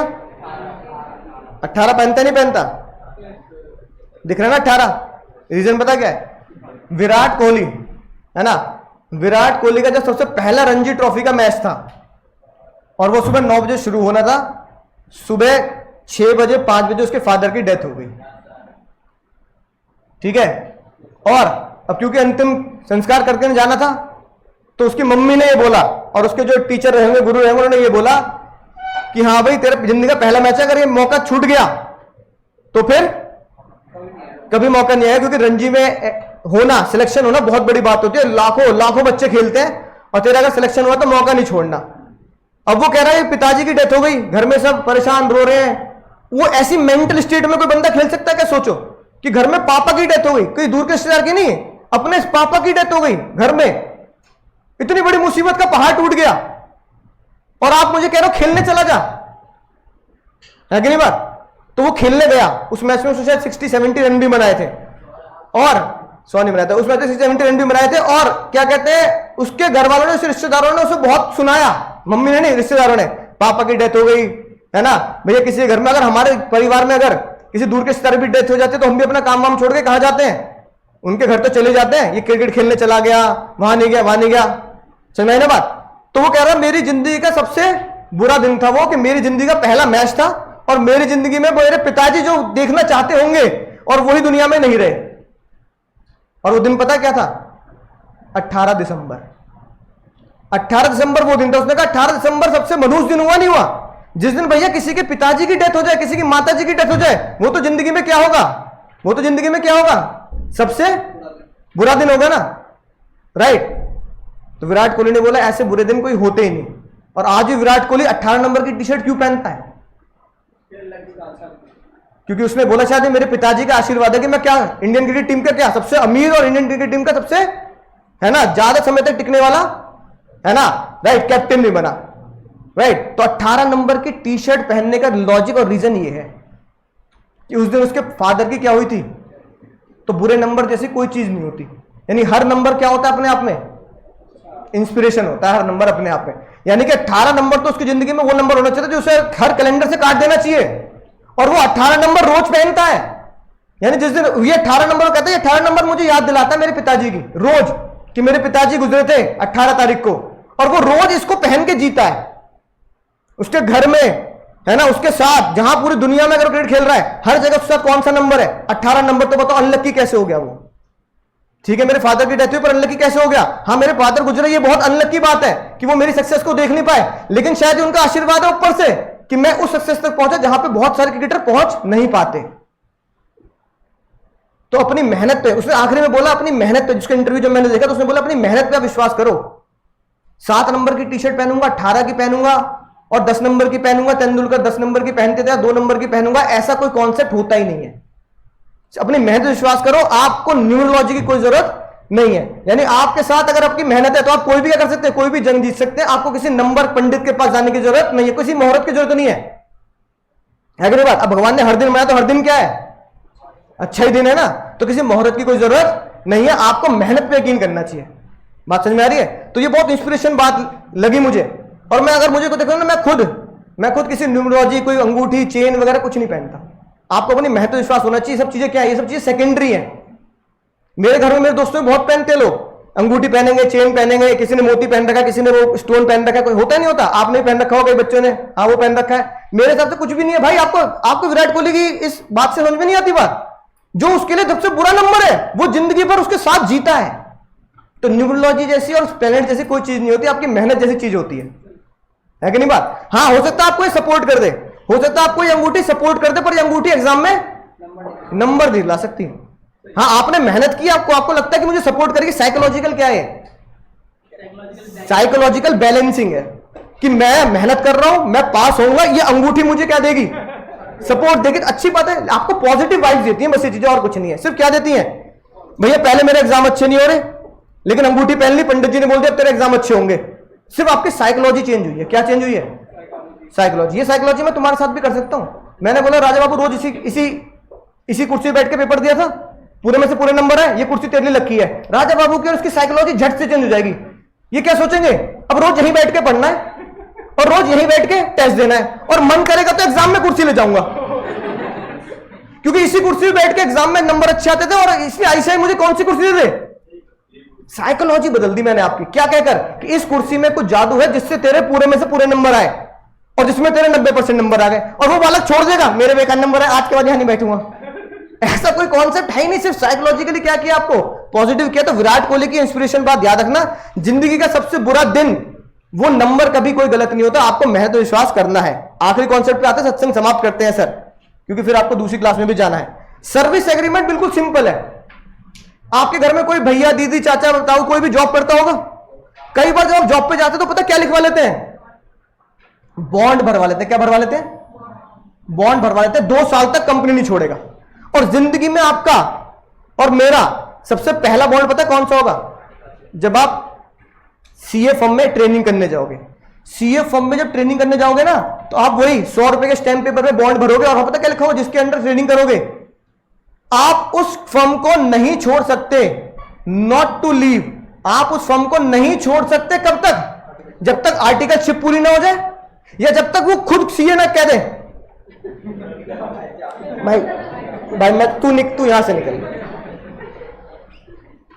जिंदगी में अगर फर्म छोड़नी हो तो ये बात ध्यान रखना, जिंदगी में ऐसा काम करो कि दूसरे वाले खुद कहते तू रहने, हम कर लेंगे, है ना। तो शायद आपका सीए क्या कहते, भाई तू चला जा। लेकिन अगर आपके सीए ने खुद साइन नहीं करे तो आप छोड़ नहीं सकते। अच्छा अब ये बताओ, एक बालक ने क्या किया, पहले सीए फर्म ज्वाइन करी, मान लो नोएडा में, ठीक है, 1 साल काम किया, 2 साल की 2.5 साल की ट्रेनिंग में गया, पता लगा उसके बाद फिर ऑफर आ गया दिल्ली की बड़ी फर्म से, बिग 4 से ऑफर आ गया, बिग 5 से ऑफर आ गया। अब वो अपने सर से कह रहा है, सर मुझे बिग 4 से ऑफर आया है, मेरे को लीविंग सर्टिफिकेट दो, मैं वो ज्वाइन करने जा रहा हूं दिल्ली। उसके सर कह रहे हैं तू नहीं जा सकता, जाने नहीं देंगे तुझे जाने नहीं, गाना गा दिया उन्होंने, जाने नहीं देंगे तुझे। अब वो कह रहा है आप मेरे साथ बिजनेस करने से रोको, आप मुझे रेस्टोरेंट ऑफ ट्रेड कर रहे हो क्या? नहीं। जज साहब ने पता क्या बोला, तूने जब एग्रीमेंट किया कितने साल का किया कि पूरी ट्रेनिंग कहां करूंगा, अब तेरे जो सर है सीए सर वो नहीं जाने दे रहे, तो तुम खुद नहीं कह सकते अपने सीए, तुम्हारा फ्यूचर बता रहा हूं मैं, तुम फ्यूचर में खुद नहीं कह सकते अपने सीए सर से क्या कि आप मेरे साथ क्या कर रहे हैं, रेस्टोरेंट ऑफ ट्रेड कर रहे हैं। रेस्टोरेंट ऑफ ट्रेड नहीं कर रहे, क्यों? क्योंकि आपने जो किया वो क्या है, agreement of service. Same example ये एग्जाम का क्वेश्चन है Munna, this is your exam question, ditto word to word आया हुआ है, this is your exam question. 2 बार आ चुका है एग्जाम में, पिछले 2-3 अटेम्प्ट में। क्या? चार्टेड अकाउंटेंट है, क्योंकि सीए वाली फॉर्म में तो सीए के नाम से मिला रखी है। जैसे वो बच्चे वाला केस में आया था, पापा ने बोला पास कर दे तुझे 1 लाख रुपए दे दूंगा, ऐसे ही chartered accountant employ a company may be divide from private practice from serving elsewhere. तो क्वेश्चन पता है क्या बना, बताओ। एक सीए फर्म में एक सीए ने ज्वाइन किया और उससे क्या लिखवा लिया, 2 साल तक छोड़ के नहीं जाएगा, नॉट टू लीव। सीए बंदा बोल रहा है कि मेरी कंपनी ने मुझे बोला 2 साल तक छोड़ के नहीं जाएगा, मुझे 1 साल के बाद एक कंपनी में बड़ा ऑफर मिल रहा है, मैं छोड़ना चाहता हूं, क्या वो छोड़ सकता? नहीं छोड़ सकता, नहीं छोड़ सकता। Legal question, is it restriction of trade or not? No, it is not a restriction of trade. यानी अगला legal question, it restriction of trade is valid or void? तो आप क्या बोलोगे? Restriction of trade is void, oh sorry, restriction of trade is valid. ये लिखी बात। आपको डिबार्ड मतलब रोका जा सकता है कहीं और काम करने से। सेम क्वेश्चन है ना डॉक्टर साहब के यहां, डॉक्टर साहब ने जूनियर डॉक्टर रखा और उससे क्या बोला?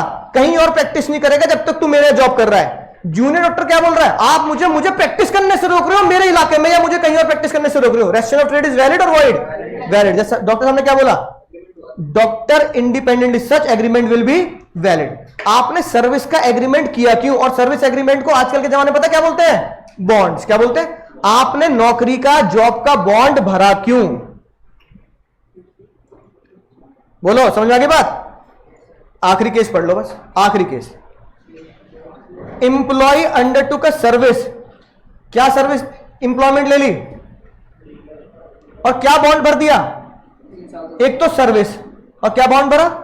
3 साल तक मैं आपकी जॉब नहीं छोड़ूंगा। क्या नहीं छोड़ूंगा भैया? जॉब नहीं छोड़ूंगा। अब ये बताओ, और वो लेकिन बाद में कह रहा है 2 साल बाद छोड़ना चाहता हूं, छोड़ सकता है क्या? आप उसे क्या बोलोगे? He may be abide, he may ask to stand by the agreement. उसे अपने एग्रीमेंट पे क्या करना पड़ेगा? अपने एग्रीमेंट पर टिका रहना पड़ेगा। अब जा नहीं सकता 3 साल से पहले। अच्छा, प्रैक्टिकली पता क्या होता है? जाने तो देते हैं, आपसे 2-4 महीने की सैलरी ले लेते हैं। ये बॉन्ड में होता है कि भैया 2 साल का बॉन्ड भरा आपने, अब आपको लग रहा है मैं 1 साल के बाद छोड़ दूं, तो कंपनी पता क्या बोलती है? 4 महीने की सैलरी लौटा, चला जा। या तो 2 साल पूरे कर दे, या क्या कर, 3 महीने की 4 महीने की सैलरी। मतलब तुम्हारी सैलरी लाख रुपए महीना है, तो कंपनी वाले बोलेंगे ला 4 लाख रुपए, ला जा, 4 लाख रुपए दे और जा। या फिर कितने साल पूरे कर? 2 साल पूरे कर। अब तुम ये नहीं बोल सकते 4 लाख मांग रहे हैं या फिर मुझे जाने नहीं दे रहे हैं, मुझे रेस्ट्रिक्शन ऑफ ट्रेड कर रहे हैं। तो बताओ, restriction of trade is valid और नॉट? जज साहब ने बोला रेस्ट्रिक्शन ऑफ ट्रेड इज। इसलिए एक बात ध्यान रखना, जिंदगी में कभी भी जब भी जॉब करो तो जॉब की टर्म्स एंड कंडीशन क्या कर लेना सर? उसमें पढ़ लेना। अगर उसमें 3 साल लिखे हैं ना, तो 3 साल तक जा नहीं पाओगे। तो ऐसी जगह जॉब करना जहां पे आपका बॉन्ड पीरियड क्या हो? कम हो। ठीक है, और सत्संग की बात याद रखेंगे, है ना? Tata bye bye, take care.